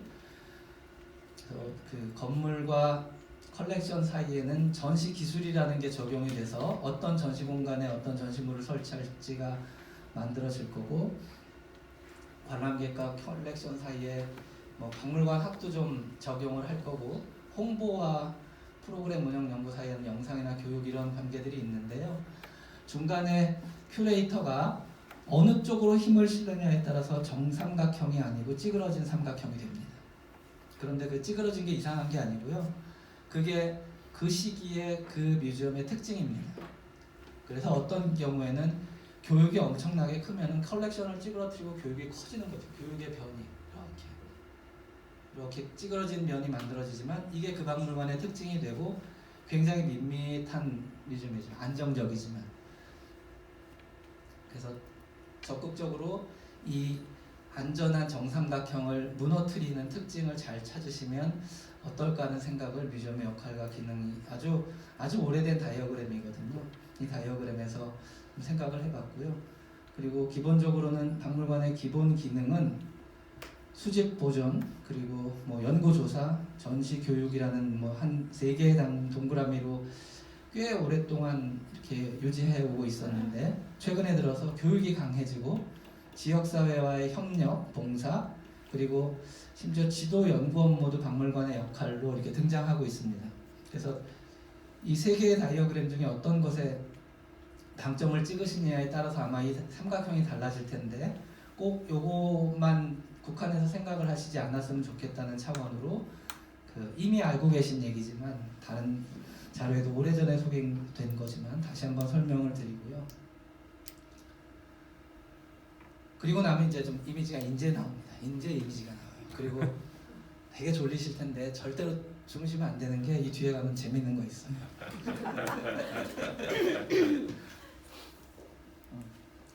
지금까지 되게 복잡하고 텍스트로 되어 있는 얘기를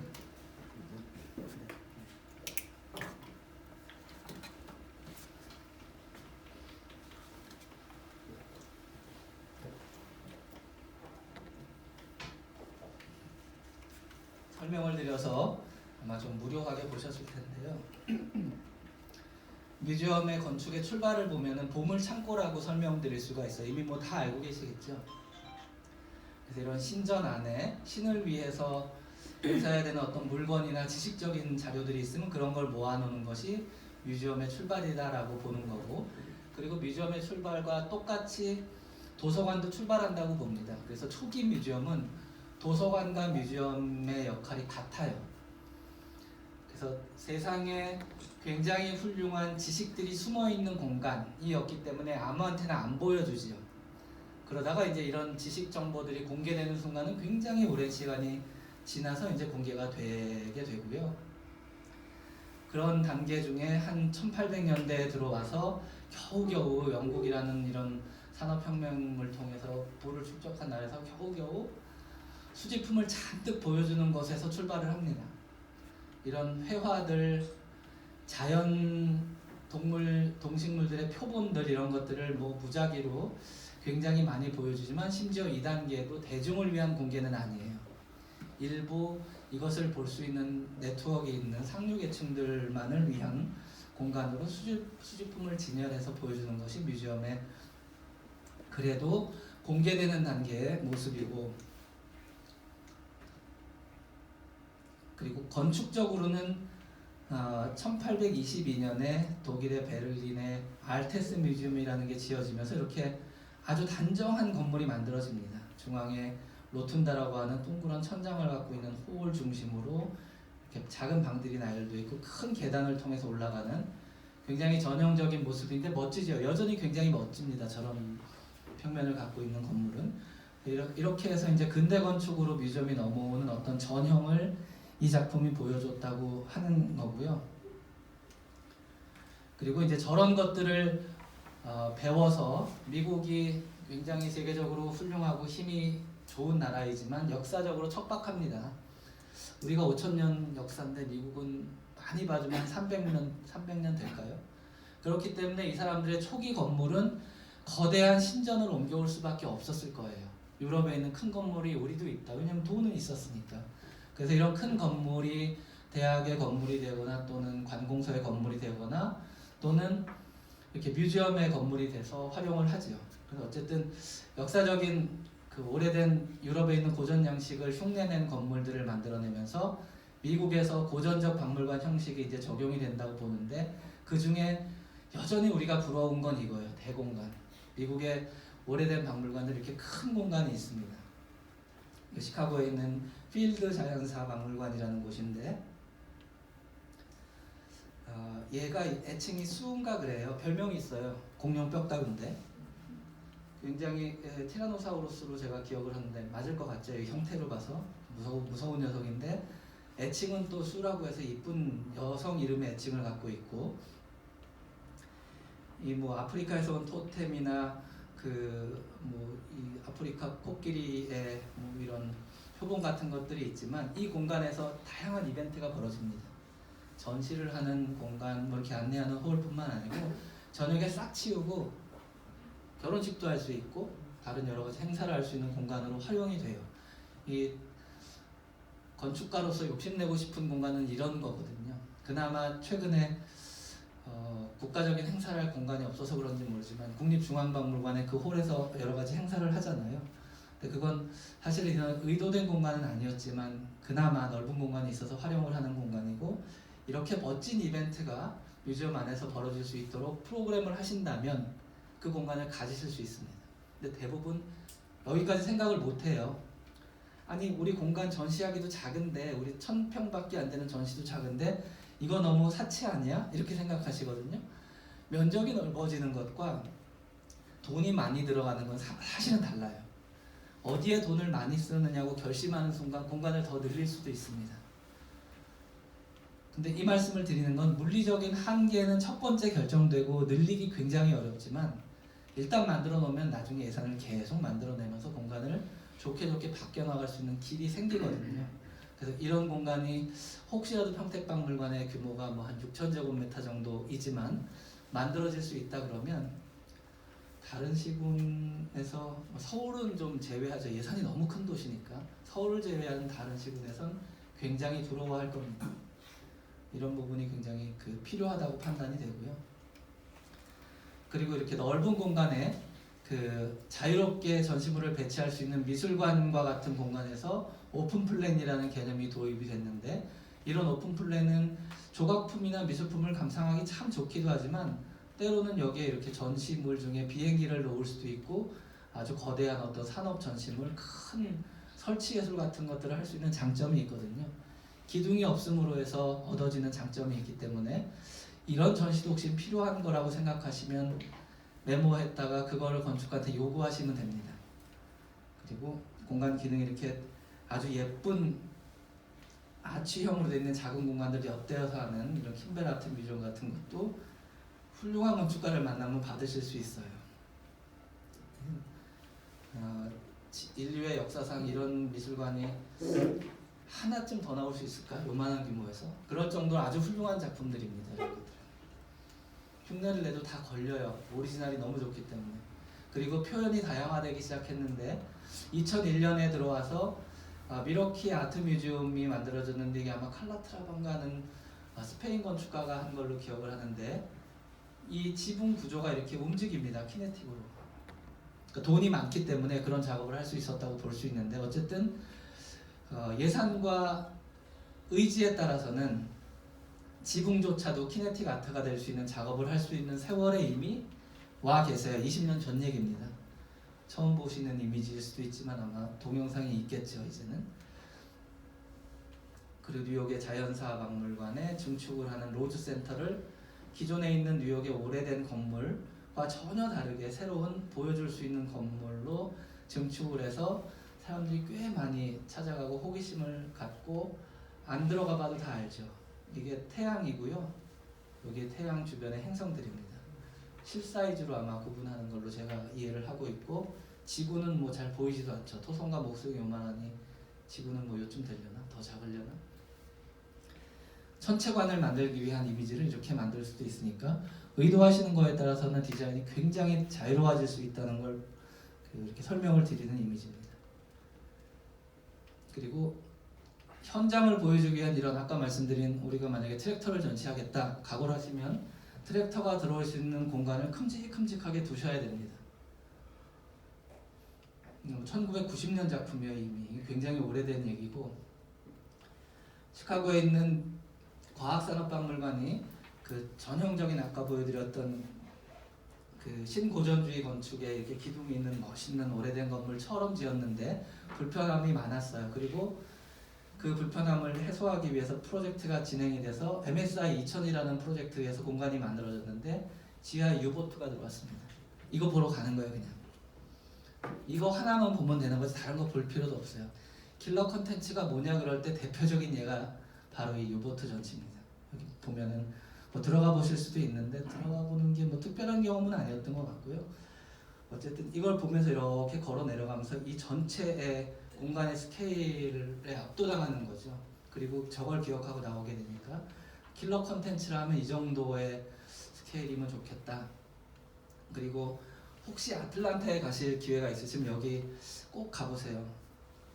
코카콜라 뮤지엄이 있는데 요 색깔 있는 기둥이 대륙별 콜라입니다. 대륙별 콜라가 요 꼭지에서 나오는데 위의 용량만큼 마실 수 있어요. 계속 그래서 맛이 다 달라요. 신기한 건 정말 맛이 다릅니다. 나라마다 다 달라요. 네, 나라마다 꼭지마다 달라요. 저도 다 못 먹어봤고 나올 때 요 위에 지금 사진에서 안 보이지만 여전히 작동하고 있는 전시라면은 여기 콜라병이 다녀요. 이렇게 작은 사이즈의 유리병 콜라병 기념품으로 줍니다. 맛은 뭐 특별하지 않죠. 우리가 흔히 먹는 거지만 뭔가 굉장히 독특한 경험을 하고 나오고 실컷 맛볼 수 있는 공간이 무슨 해롱해롱 하는 것도 아니면서 해롱해롱 하고 있거든요. 굉장히 즐거운 공간입니다. 이런 맛을 탐험하게 할 수 있는 것도 물론 이건 콜라라는 그 특정한 그 맛보는 제품이 있기 때문에 그렇긴 하지만 이런 것도 한번 시도해 보실 수 있을 거고요. 그리고 뭐 뮤지엄 벨트, 이 BMW 벨트는 이 건너편에 BMW 뮤지엄이 있는데 그 앞쪽에는 거기서는 기술을 보여주고요. 주로 전시 기법으로 여기서는 제품을 보여줍니다. 기술과 제품이 이렇게 놓여 있는데 이거는 제 생각에는 마치 벨로드롬에서 차가 다니는 그런 모습을 연상시키는 기법으로 만들어 놨다고 생각을 하고 실물 차들이 다 있고 중간중간에 그 기계 장치 엔진 뭐 이런 것들에 대한 설명이 다 있어요. 굉장히 제품 전시용으로도 할 수 있다. 그리고 뮤지엄이 단독으로 서 있는 경우 있지만 요즘에 네트워크를 많이 구축하잖아요. 그 대표적인 게 스페인에 있는 이 산업 박물관들의 연계 네트워크가 굉장히 잘 돼 있었어요. 제가 본 중에는 물론 지금은 우리가 훨씬 더 잘 돼 있다고 볼 수 있지만 여기는 어떤 특정한 산업 기술에 대해서는 거기 가서 보세요를 그냥 아주 대놓고 얘기합니다. 가져오지 않아요. 그런 것을 보여줄 수 있는 요 패널 전시 하나만 있어도 주변과의 네트워크가 분명해지고 차별화를 하기 위해서 막 끌고 와야 되는 그런 수고로움이 없어집니다. 그래서 서로 다 잘 살 수 있는 시스템이 이 표에 있는 것 같아서 이걸 보여드립니다. 그리고 전시를 하면서 그 가장 흔하게 전시의 큰 벽을 활용할 수 있는 건 프로젝터를 활용해서 영상 벽면을 구축하면 되는데 굉장히 재밌는 게 임시정부기념관 종합 이 연구를 하면서 이런 공간으로 그냥 연구자들끼리 이렇게 큰 전시 공간에 사람이 서서 뭔가를 보는 공간이 있었으면 좋겠다 하는 생각을 했었거든요.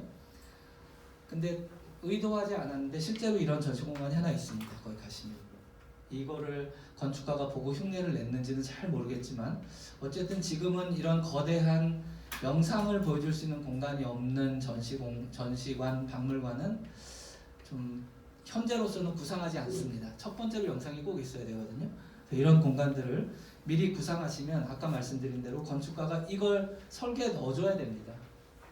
그리고 이런 공간이 나왔을 때 나중에 어떻게 활용할지도 이 구상을 하는 당시에 이미 아이디어를 갖고 계셔야 되고 그리고 외부 공간과의 관계가 있다면 휴게 공간도 굉장히 여유로운 공간으로 만들어줄 수 있어야 되는데 우리가 제일 약한 부분이 이런 거예요. 빈 거 절대 못 보거든요. 이거 딱 보는데 이거 어떡하냐 여기다 뭐 패널 세우고 막 이러자 그러는데 제발 그러지 마시고 이런 여유 있는 공간 하나 그냥 비워두시면 언제 여러 가지 이벤트 용도로 쓰면서 멋지게 쓸 수 있습니다. 여기를 이제 패널 세워서 뭐 놓고 하는 순간 다 사라지는 거예요. 처음에 가지셨던 생각이. 이런 공간 하나쯤 우리도 있었으면 좋겠다 싶은 거고 이것도 국립박물관입니다. 그리고 아까 말씀드린 대로 천장이 굉장히 높아야 돼요. 천장이 굉장히 높고 그래서 이 전시 진열장을 벽 쪽에 아주 굉장히 잘 전시해 놓은 거죠. 이런 서화류들을 큰 걸 걸어야 되기 때문에 그리고 요 천장이 높고 벽면은 배경으로 존재하게 되면은 이 작은 전시물들을 이건 무거워서 옮기기는 어렵겠지만 배치하는 사람의 편의에 따라서 옮겨서 배치할 수 있어요. 그러니까 상설 전시실도 어떤 구상을 하시느냐에 따라서 사실 이거 전체로 이동시킬 수 있을 수도 있습니다. 그렇지 않게 주로 많이 하죠. 힘드니까. 이게 얼마나 힘들겠어요. 이런 큰 공간을 이동시키려면. 근데 제가 알기로는 교토국립박물관의 상설전시실은 일종의 기획전시 공간처럼 쓰이고 있기 때문에 이런 것들의 그 움직임도 훨씬 용이한 것으로 그렇게 알고 있습니다. 그리고 강조를 하기 위해서는 이렇게 강력한 전시 벽면을 만드실 수도 있어요. 이건 예일대학교의 고문서 도서관이기 때문에 도서관으로서의 그 위용을 나타내는 그런 벽면 디자인이지만 이렇게 거대한 벽면이 압도적으로 있는 박물관이 한성백제박물관 송파에 가면 거기에 있죠. 그 풍납토성의 단면을 전사해서 이렇게 떠내서 거기다 전시를 하고 있는 그런 압도적인 강력한 전시벽도 만드실 수 있는데 이런 거야말로 초기에 기획을 하실 때 공간의 특징을 이렇게 규정하셔야 됩니다. 그렇지 않으면 만들 기회가 없어요. 그리고 이제 여유로운 공간 안에 조각품 하나쯤 있고 그냥 비워둡니다. 이렇게. 뉴욕의 그 뮤지엄 오브 모던 아트라는 현대미술관, 근대미술관이라고도 하는 거기 그냥 내부 공간 중에 하나예요. 여기 넓은 네모난 소파 있거든요. 사람들의 행태가 어떻게 되냐면 그냥 거기 누워서 자요. 위에서 다 봅니다. 이렇게 2m, 2m, 3m, 3m 되는 소파에 그냥 피곤하니까 누워서 자고 뒹굴뒹굴하고 그러는데 하나도 어색하지 않아요. 그게 어색하다고 생각하실 필요가 없을 만큼 미국 사람들이 하는 문화가 우리한테도 이미 와서 많이 적응을 해 있거든요. 그래서 그런 것들을 적극적으로 하시면 물론 다른 건 소음일 것 같아요. 소음을 서양 사람들은 훨씬 좀 조심조심 내는데 우리는 이제 아이들이 그렇게 한다 그러면 조금 엄마들이 제어를 해야 되는 소리가 날 수는 있는데 어쨌든 그렇게 하면서 이런 공공공간에서의 매너도 좀 만들어지는 거 아닌가 싶어서 조금 적극적으로 그런 쉬는 공간도 갖추실 수 있으면 싶다는 생각을 하고 있어요. 그래서 이제 이런 이미지를 보여드리고요. 이 창에서 그냥 내려다 보면서 뒹굴뒹굴 하고 있어요. 의자 옆에서. 그리고 감상의 대상으로 벽면을 활용할 때는 이렇게 그림이 있으면 아까 말씀드린 대로 관람객이 널찍한 이 지나가면서 보는 사람을 방해하지 않는 위치에 앉아서 그림을 그냥 하루 종일 보는 겁니다. 그리고 가까이 못 가게 하는 이 낮은 펜스들을 쳐놓으면 여기까지만 가서 뭘 하거든요. 그럼 여기가 통로가 되죠. 근데 이런 것들 행태를 고려하지 않으면 이게 뒤죽박죽이 됩니다. 그럼 이제 경비해 주시는 방호 요원이 가서 말리든지 도스 선생님들이 계속 안내를 해야 되는 상황이 발생하는데 이런 공간을 미리 딱 확보를 해 놓으시면 알아서 행태가 정리가 되는 부분이 있어요. 그리고 중층을 고려한다고 말씀을 드렸는데 이렇게 한쪽에서는 높은 천장을 갖고 있고 또 이 밑에는 낮은 천장이 있죠. 반쪽짜리. 그 이외에는 다른 천장이 있으면 아래 위가 올려다니면서 돌아다니면서 이제 공간이 튀어있는 이렇게 보는 효과까지도 있기 때문에 이런 작업을 이런 공간을 원하시면 이것도 이제 설계 지침에 넣으시면 됩니다. 그럼 이제 이 천장은 건축가들이 알아서 만들 거예요. 자기들 꿈대로. 이거는 동경에 있는 국립서양미술관 꼬르비제라는 건축가가 만든 미술관이어서 뭐 여전히 세상 사람들이 저 건물은 무너지지 말아라 지진이 와도 그러고 있는 것 중에 아마 하나입니다. 그리고 활용성을 염두에 둔 이런 여러 가지 넓은 공간들도 구상을 해보실 수가 있어요. 평소엔 뭐 치워져서 깨끗할 수 있겠죠. 근데 이제 이런 전시회가 벌어지는 것들도 생각할 수 있는데 똑같이 중층이지만 좀 전에 보셨던 이 건물에 비해서 얘는 조금 산업적인 모습이죠. 얘는 약간 예술 감각이 들어있다면 얘는 그냥 뭐 그냥 그런. 어쨌든 이런 공간이 필요합니다. 그리고 창문에 문양을 둬서 장식을 할 수 있는 기법들도 있고, 그리고 이제 디지털 기법을 얼마든지 미디어월로 활용할 수 있는 그런 장식 가능성도 이미 있고, 그리고 교육을 위한 공간을 이렇게 공용 공간, 전시 공간과 한꺼번에 활용해서 구상하신다는 생각을 하시면 전시 공간도 달라지고 공용 공간도 달라지고 복도나 홀이나 모든 공간에 대한 생각이 조금씩 바뀝니다. 그런 게 모여서 뮤지엄의 아주 좋은 공간의 특징을 만들기 때문에 이런 것들을 미리미리 좀 구상을 해두시면 좋겠다는 생각이고요. 며칠 있으면은 월드컵 하잖아요. 카타르의 내셔널 뮤지엄이 2019년에 오픈을 했고, 그리고 2019년 말부터 코로나였습니다. 제가 아주 운이 좋게 2019년 가을쯤에 여기를 갔기 때문에 굉장히 빨리 카타르 내셔널 뮤지엄을 다녀온 사람 중에 한 명이에요. 공사가 100% 끝나지 않은 상태에서 봤으니까. 근데 내부의 모습부터 이렇게 보여드리는데요. 공사는 현대건설이 했습니다. 현대건설이 카타르에서 그래서 지분이 많다고 들었어요. 이 공사하는데 돈이 안 남았을 거고, 그리고 현장 수량이 엄청 바뀌었대요. 듣기로. 지금은 뭐 그냥 이렇게 카운터가 있고, 여기 홀이거든요. 입구 홀. 이렇게 생겼지 그러는데 나중에 보시면 저걸 어떻게 설계하고 저걸 어떻게 공사했지? 이런 생각이 드는 건물입니다. 여기가 로비 홀이고요. 2층에 에스컬레이터 타고 올라오면 전시실 들어간 로비 홀입니다. 뭐 그냥 굉장히 좋은 호텔의 로비 공간을 보는 것처럼 뮤지엄의 홀이 만들어져 있고요. 이거는 뭐 그 정도 수준의 뮤지엄이라면 당연히 이 정도 수준의 뮤지엄 샵을 갖고 있어야 되죠. 이 이미지는 그 미국의 어디 그랜드 캐년쯤 어디 가면은 사람들이 사진 찍는 멋진 빛 떨어지는 그런 사암으로 만들어진 그 동굴이 있습니다. 그거 모티브 그대로 옮겨온, 다 나무 깎아서 만든, 정말 이게 입이 쩍 벌어지는 그런 공간입니다. 물건은 살 게 없었는데 공간은 남겨와야 된다. 그래서 뮤지엄 샵도 이 정도 수준까지 이미 간 겁니다. 카타르라는 나라가, 카타르 가시는 비행기를 타면 카타르를 소개하는 영상이 있어요. 요 조그만 화면에. 정말 볼 거 없습니다. 옛날에는 뭐 이렇게 낚시나 하고 뭐 조그만 배에서 물고기나 잡고 그러던 데서 기름이 나왔으니 작은 땅이 얼마나 부유한 나라가 됐겠어요. 거기다가 이제 그 부유함으로 여러 가지 문화적인 혜택과 시설적인 편리함을 갖추기 시작하니까 따라갈 수가 없는 작업들이 이제 계속 늘어나는데, 뭐 뮤지엄샵이 세상에 이런 거 저도 처음 봤죠. 여러분 깜짝 놀라서 다 보여드리는 사진이고, 심지어 이런 조명의 배치도 사실은 이 사진에서 얻는 그런 빛의 효과를 다 따라서 한 것 같아요. 뭐 이런 어마어마한 뮤지엄샵 하나만 하셔도 카타르 뮤지엄처럼 못 하십니다. 뭐 수천억에서 조 단위가 들었을 수도 있기 때문에 그렇게는 못 하지만 뮤지엄샵만 하나 이렇게 하셔도 평택박물관은 성공이에요. 그리고 그 첫 번째로 만나는 전시가 자연이에요.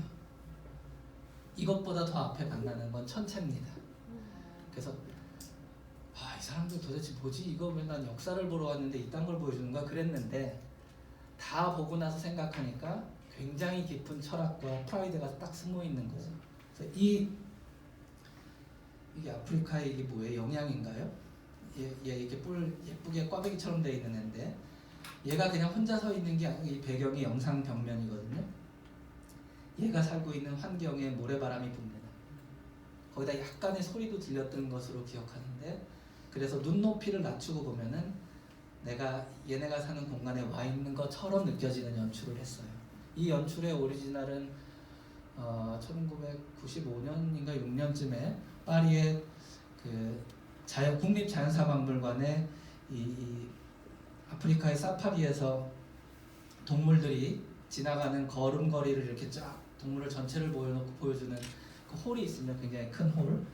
그 홀의 연출도 기가 막혔는데 얘는 더한 거죠. 작지만 영상과 소리가 같이 있기 때문에 여기 멈춰서 이 영상을 그 모래바람이 부는 모습을 같이 보면서 얘의 환경을 좀 알게 되는 거죠.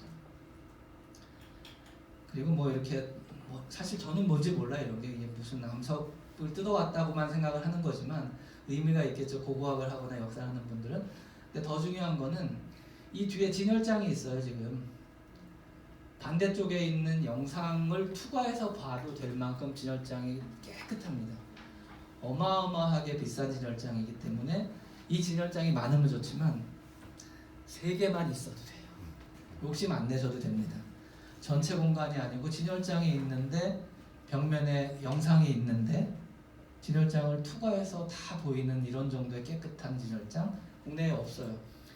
국립중앙박물관의 미술부 진열장이 이렇게 투명도를 높게 하는데 이 빛의 투과도를 조절하고 지진이나 진동에도 안전하게 하는 기술은 굉장히 어렵거든요. 그래서 아마 진열장 하나가 5, 6천만 원이 될 수도 있겠지만 예산이 충분하고 행정적인 각오가 되신다면 이런 수준으로 몇 개는 높이셔도 되지 않을까 하는 생각은 듭니다. 정말 부러운 진열장인데 여기는 이게 통째로 다예요. 그러니까 돈이 얼마나 많은 나라였는지 정말 그 카타르 조그만 줄 알고 갔는데 자존심 확 상해서 나왔는데 우리도 할 수 있어요. 이렇게 보입니다. 가지고 있는 역사는 정말 별거 없는데 뭐 이런 거 뭐 돌조가리나 무슨 뭐 그런 거겠죠. 뭐 아무리 뭐라 그래도 돌조가리거나 뭐 우린 더 좋은 거 많은데 근데 이렇게 공간을 연출을 해놓으니까 굉장히 훌륭해 보입니다. 정말.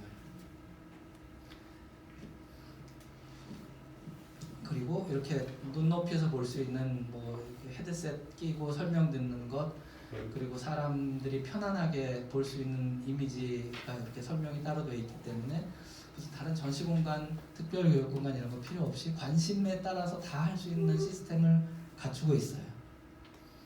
벽도 똑바를 필요 없습니다. 전혀 이렇게 삐딱삐딱한 벽에 그리고 칸막이도 없어도 전시실이 다 구분이 돼요. 지금은. 그래서 이제는 그동안의 뮤지엄 중에 미술관 계통에서만 칸막이가 없이도 뭐가 되겠구나 하는 좀 자신감이 있었는데 이 카타르 내셔널 뮤지엄이 이렇게 만들어지고 난 다음부터는 생각이 완전히 달라지는 겁니다. 가능하다는 걸 눈으로 확인했기 때문에. 그래서 이렇게 벽을 아무렇게나 세우셔도 건물은 무너지지 않습니다. 대신에 감리를 잘 하셔야 되죠. 설계를 잘하고. 그래서 우리가 흔히 보는 이런 직물류들, 뭐 생활 도구들도 이렇게 똑같은 방식으로 다 늘어져 있고 중간중간에 영상으로 설명하고 있고 천장에 있는 모든 것들이 이런 설비를 도와주는 장치들이에요. 얘네가 되게 사진으로는 복잡하지만 실제로는 그렇게 복잡하게 느껴지지 않을 만큼 디스플레이를 잘 해놓은 상태입니다. 아주 거대한 카펫 같은 것 이렇게 기울어진 바닥면에 있고 낙타가 있는 환경 이미지 연출 그리고 이 환경 전체를 잘 보이게 하기 위해서 여기는 좀 까맣게 확 그 색을 낮춰 놓은 상태죠. 그래야지 이 나머지 공간이 잘 보이기 때문에. 그리고 이제 어린이를 위한 전시 공간도 한켠에 만들어져 있고 이렇게 통로의 벽면도 다 말은 없이 영상만 나옵니다. 그러면 이렇게 한 바퀴 다 돌다 보면 카타르는 이렇게 살았구나. 제가 뭐 여기 써 있는 뭐 아랍 글자를 읽을 수도 없고요. 아랍 글자라는 것만 확인할 정도의 수준인 사람인데 카타르는 이렇게 살았구나. 그러고 나왔다니까요. 끔뻑끔뻑하고. 그러니까 우리는 전시를 하고 패널에 깨알 같은 텍스트를 쓰고 그걸 보여주기 위해서 QR코드를 막 대고 그러는데 그런 거 하지 않고 그냥 걸어다니면서 직관적으로 느끼고 나왔는데 카타르가 이거야. 그랬으면 굉장히 훌륭한 전시라고 생각이 돼요. 뭐 이렇게 여러 개 뭐 화면이 있고 뭐 이렇게 자기들 문자도 보여주고 그러는데 알 수는 없지만 하여간 그냥 계속 사진을 찍고 있습니다. 내용도 이거 볼 시간이 어디 있어요? 이거 카타르에서 1박 하고서는 파리 날아가는 스케줄이었던가 그런데 볼 시간도 없죠. 그런데 아무튼 기억이 나요. 이 사람들이 이렇게 사는 것 같아. 그리고 중간에 어디서 뜯어온 문 같은 거 벽에 붙여놓고 이 벽도 똑바르지 않죠. 이렇게. 그리고 이제 여기는 아마 왕족이나 귀족의 생활 물건들을 전시하는 것 같은데 요 뒤에 있는 이 마네킹이 있는 것처럼 되어 있는 요 옷과 요 장신구가 굉장히 잘 어울리는 높이에 딱 있습니다. 그래서 투과돼서 뒤에 있는 옷에 어울리게 되고요. 이렇게 왕관들도 있는데 써보고 싶을 정도로 가까운 높이에 아주 잘 보입니다. 사진보다 훨씬 그 실물 전시실이 더 좋은 그런 공간이어서 저거 하나 갖고 나오면 좋겠다는 생각이 들 정도로 전시 너무 잘했어요. 그리고 이제 이 사실은 아랍 민족이 상당히 호전적일 수밖에 없는 환경에 있었잖아요.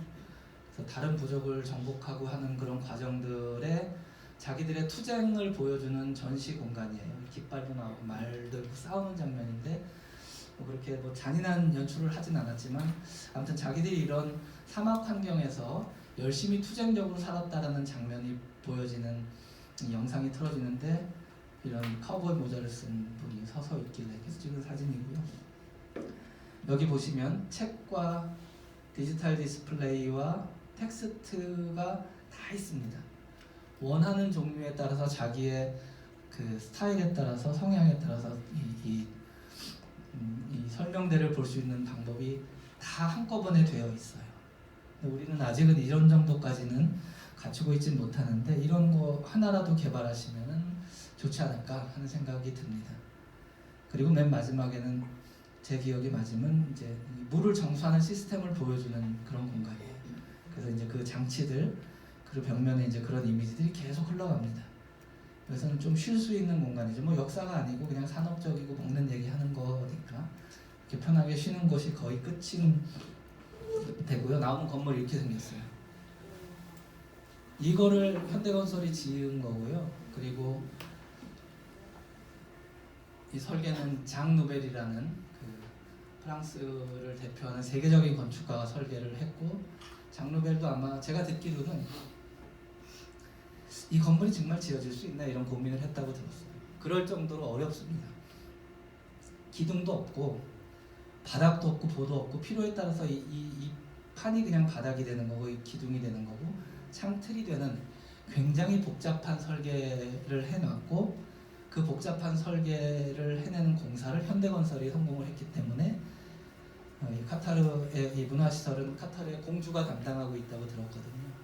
그래서 너무 고마워서 큰 빌딩 짓는 데서 이 수고로움을 덜어주는 그 일종의 이니셔티브를 현대건설이 갖고 있다라고 이렇게 들었어요. 근데 충분히 그러고도 남을 것 같아요. 제가 이 시설을 보고 나서 향후 5년간은 얘가 1등입니다 그랬어요. 이 정도 건축가가 설계를 할 수 있는 그런 뮤지엄도 없고, 그런 걸 또 공사를 7년인가 뭐 8년인가 해갖고 성공할 만한 건설사도 없고, 그리고 지금 또 마침 카타르 월드컵도 열리고 하기 때문에 세상 사람들이 깜짝 놀래서 나오는 뮤지엄이 되지 않을까. 물론 루브르, 아부다비 같은 것들이 바로 인접한 이 아랍 국가에 있긴 하지만 미술관이 미술관으로서의 자유롭고 큰 공간을 갖는 것과는 또 다른 느낌입니다. 그리고 이것의 모티브는 이거예요. 사막의 장미라는, 이 사람들이 굉장히 신성하게 생각하고 있는 이런 특정한 어떤 온도나 뭐 그런 게 되면 이렇게 결정으로 모래가 모인답니다. 석영이. 이 모티브를 가지고 건물을 지었는데 이거를 공사를 해냈어요. 그렇기 때문에 바닥과 벽과 천장의 경계가 아무것도 없이 설계를 했고 그걸 공사까지 해내서 바닥도 지금 편편하지 않죠. 별로 이렇게 보기에. 좀 묘하지만 세상의 모든 건축적인 가능성이 현재 담겨져 있는 그런 뮤지엄이라고 보여집니다. 이렇게 생겼습니다. 지붕이. 아주 특이하고 희한한, 두 번 저런 건물이 만들어질 수 있을까 하는 생각이 드는 그런 뮤지엄이고요. 평면도 이렇습니다. 이거를 그린다는 것도 상상하기 어렵고 이걸 이해해서 공사한다는 건 더더군다나 기술적으로 좀 쉽지 않은 문제인데 어쨌든 해냈고요. 요 주변에 있는 요 박스가 이 사람들이 원래 살았던 집인 것 같아요. 집이 하나 있습니다. 그래서 뮤지엄을 다 보고 나면 전에 살았던 건물도 자연스럽게 둘러보게 되는 그런 투어 공간까지 이제 같이 마련되어 있는 국립박물관이고, 아무튼 얼마나 우리가 따라갈 수 있을까? 이건 돈의 문제도 그렇지만 시간도 많이 버텨줘야 된다고 생각이 돼요. 공사가 잘 안 되는데 우리는 공기를 못 지키면 큰일 나잖아요. 그리고 에스컬레이션 되는 예산도 만들어내기 어려울 텐데 어쨌든 왕족이 있는 나라이기 때문에 가능하다고 생각이 되지만 상당히 좀 부러워하면서, 오랜만에 부러워하면서 나왔던 뮤지엄입니다. 그런데 이제 좀 현실로 돌아오면 우리가 가능한 기술은 여전히 여기입니다. 꿈은 굉장히 높게 꿀 수 있는데요. 이것도 뭐 한 2억 좀 들어야 되는 미디어월이고, 그리고 우리가 갖고 있는 현실적인 기술은 진열장과 뭐 VR, MR 어쩌고 하는 XR이 들어가 있는 이런 시스템을 우리가 보고 있고, 더 제가 가슴 아픈 건 이 중요한 유물을 보여주고 있는 진열장에 이 먼지가 묻어 있음, 이런 것들을 빨리 하나라도 극복하는 어떤 사례가 나와야 될 것 같다는 생각이 들고요. 그리고 이제 지금 많이 사용하고 있는 실감형 영상실, 실감형 영상실을 위해서 이제 바닥도 만들고 천장도 까맣게 만들어서 우리한테 익숙한 공간을 정갈하게 만들긴 했지만 사실은 특별히 실감형 영상실을 만들진 않았지만 걸으면서 계속 영상을 볼 수 있는 그 시스템이 훨씬 좋지 않나 하는 생각이 들어요. 지금 우리가 접할 수 있는 세 가지의 기술은 이렇게 대표적인 게 이런 겁니다. 이 나머지 기술들은 많이 보셨던 기술들이 이제 반복돼서 적용이 되고 있는 거고요. 그래서 그 뮤지엄을 만드실 때는 당연히 관계를 보셔야 돼요. 도시와 건축과 대지와 자연의 관계를 보셔야 되는데 뭐 공부를 계속 하고 계시기 때문에 아시겠지만 프랑크푸르트 박물관 거리에 작은 빌라들이 개조돼서 뮤지엄으로 만들어진 곳들이 많고요. 그 중에 그 자연 환경 나무를 제일 잘 활용한 케이스가 프랑크푸르트의 통신박물관이고 요 박물관 입구에 백남준 선생이 만든 기마상이 하나 있습니다. 그래서 한국 사람 되게 뿌듯한 그런 그 전시 첫 박물관의 입구를 만나게 되는데 이 공간이 갖고 있는 나무와 자연의 관계를 그대로 한국에서 느낄 수 있는 데가 여기입니다. 서울공예박물관. 아까 처음에 말씀드린 대로 위원장이 이 작품을 선정한 기준이 됐던 게 다른 훌륭한 작품을 다 제외하고라도 여기 400년 된 은행나무를 살리고 이 자연을 잘 만들어 놓은 것 때문에 아마 선정을 한 걸로 들었기 때문에 이런 것들도 어떤 경험적인 해안을 통해서 그 당선작을 결정할 수 있는 그런 기준이 될 수 있어요. 근데 어쨌든 이 공예박물관은 기존의 풍문여고를 활용한 그 한계가 있기 때문에 좀 어려움은 많습니다. 그렇지만 이런 외부 공간에 훌륭한 것들을 남겨놨다는 건 정말 부러울 거예요. 다른 박물관들이. 개관한 지 이제 1년 됐는데 정식 개관한 지 1년 됐는데 400년이 된 겁니다. 400년짜리 은행나무가 있기 때문에. 그런 시간을 고스란히 박물관이 갖게 되는 그런 효과를 여기서 얻었고요. 그래서 이제 이런 걸 하다 보면 영역별로 실이 어떤 게 필요한지 깨알같이 공부를 하게 되고 그리고 국립중앙박물관은 여기 있습니다. 특대형이라는 규모에 다 이게 점이 다 찍히는데요. 규모가 낮아져서 한 2만 제곱미터 순으로 떨어지면 여기에 점이 찍히면서 이게 빠지기 시작하고 중형으로만 1만 제곱미터 내외로 오게 되면은 이렇게 더 듬성듬성해지기 시작하고 소형으로 오면은 몇 개밖에 없고 가장 작은 사이즈가 되면은 정말 필요한 것만 하게 됩니다. 이 관계를 선택하셔야지 프로그램이 완성되는 거예요. 그리고 중앙박물관에 있기 때문에 우리는 안 되라고 생각하실 게 아니고 이걸 쭉 보시고 아 이거 우리한테 필요해 그럼 여기다 넣으시면 됩니다. 다른 걸 빼면 되죠. 근데 비슷한 규모의 프로그램을 선택하느라고 진짜 필요한 건데 아 그래 전시실 필요하고 로비 필요하지 그러면은 완전히 다 똑같아집니다. 아무런 특징과 공간적인 차별성도 갖추지 못하는 애매한 뭐 오픈은 했는데 애매해집니다. 그래서 이 프로그램의 이 예시표를 잘 살피셔서 그 특징을 가질 수 있는 공간 프로그램을 이렇게 찾아내시면 여긴 비어져 있지만 오리엔테이션실이나 강당은 대형에서는 정말 필요하지만 소형은 놓을 수가 없거든요. 실제로 놓으면 되죠. 필요하면 초등학생들이 많이 오거나 중고등학생들이 많이 오면 교육을 시켜야죠. 그러면 다른 공간을 어떻게 제외할 것인가 또는 같이 쓸 것인가 라고 고민하시면 됩니다. 근데 보통 없기 때문에 안 넣는 순간 불편해져요. 그리고 가장 없는 공간이 뭐냐면 아이들 밥 먹는 공간이 없어요. 도시락을 갖고 왔는데 밖에서 먹는다거나 날씨 좋을 땐 좋죠. 소풍처럼. 근데 비 오는 날 어떡하냐고 추운 날은.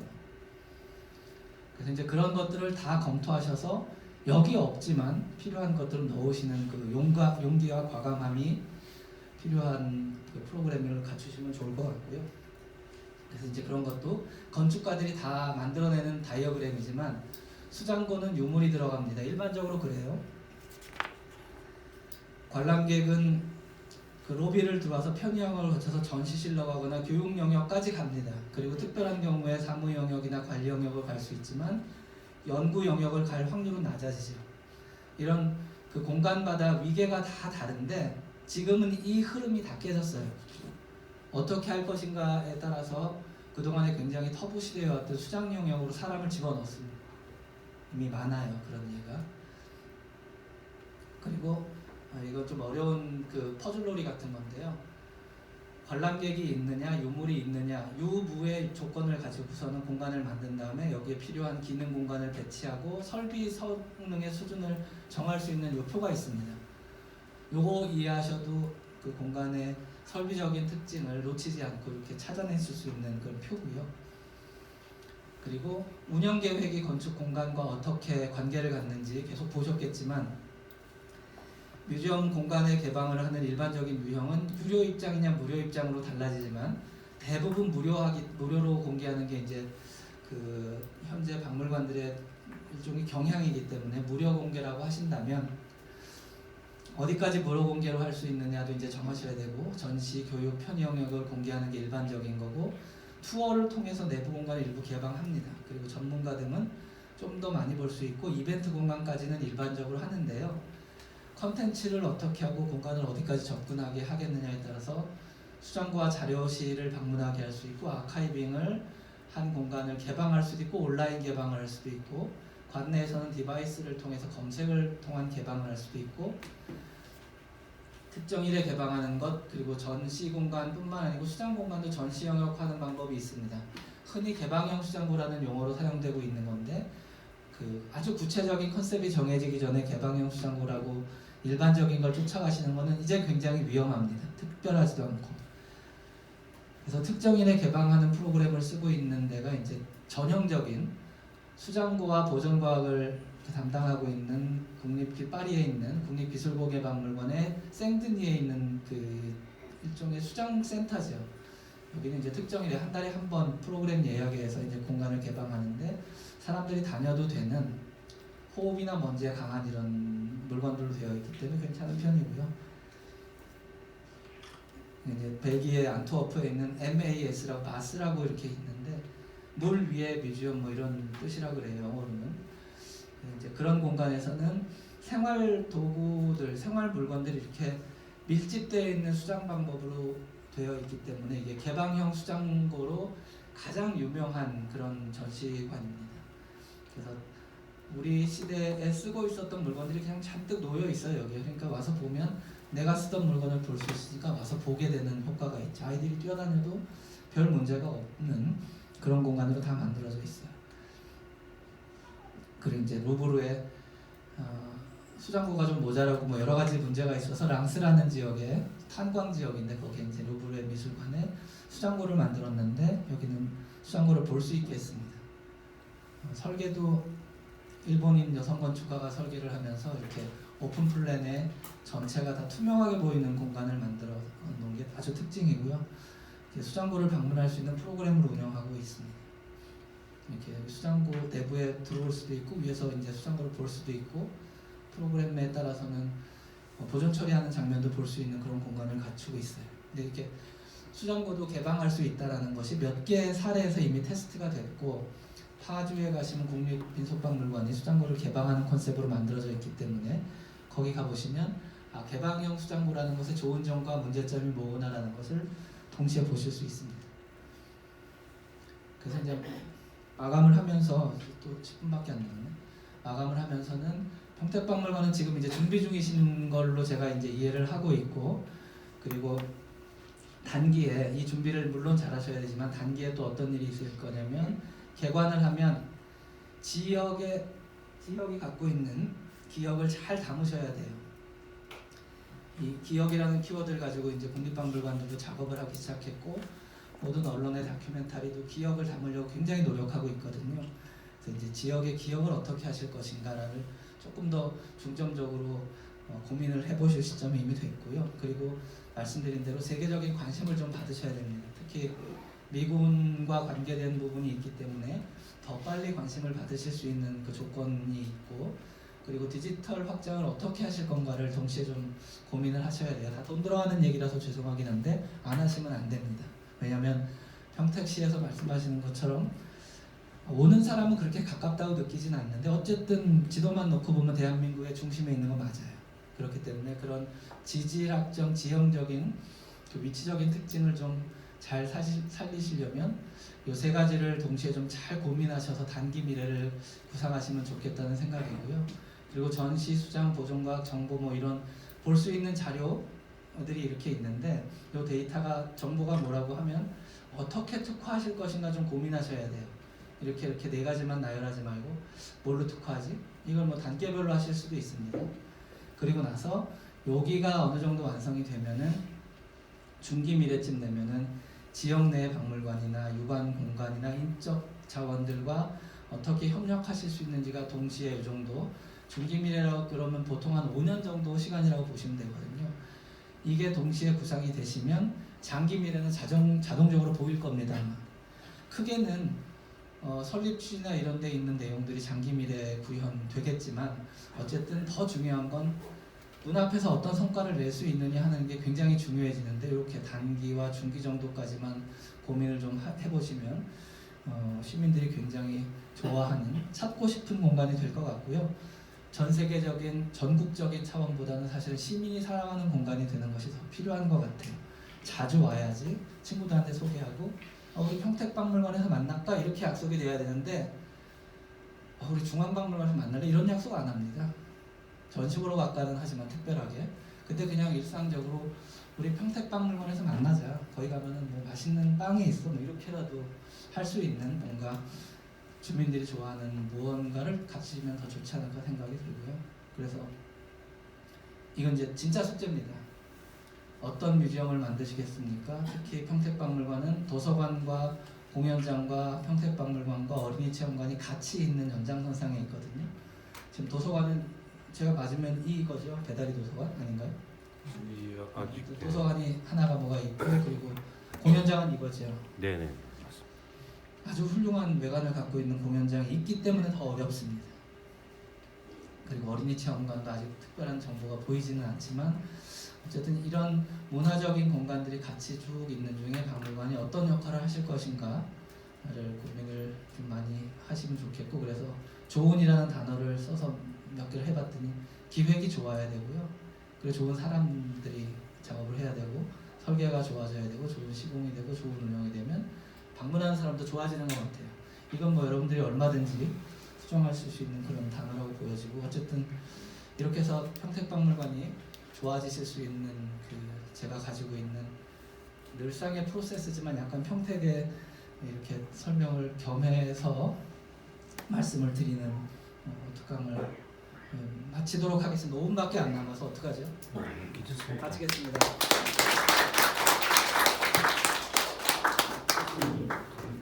예, 혹시 질문 혹시 있으면 시간이 또 다 돼가지고 네.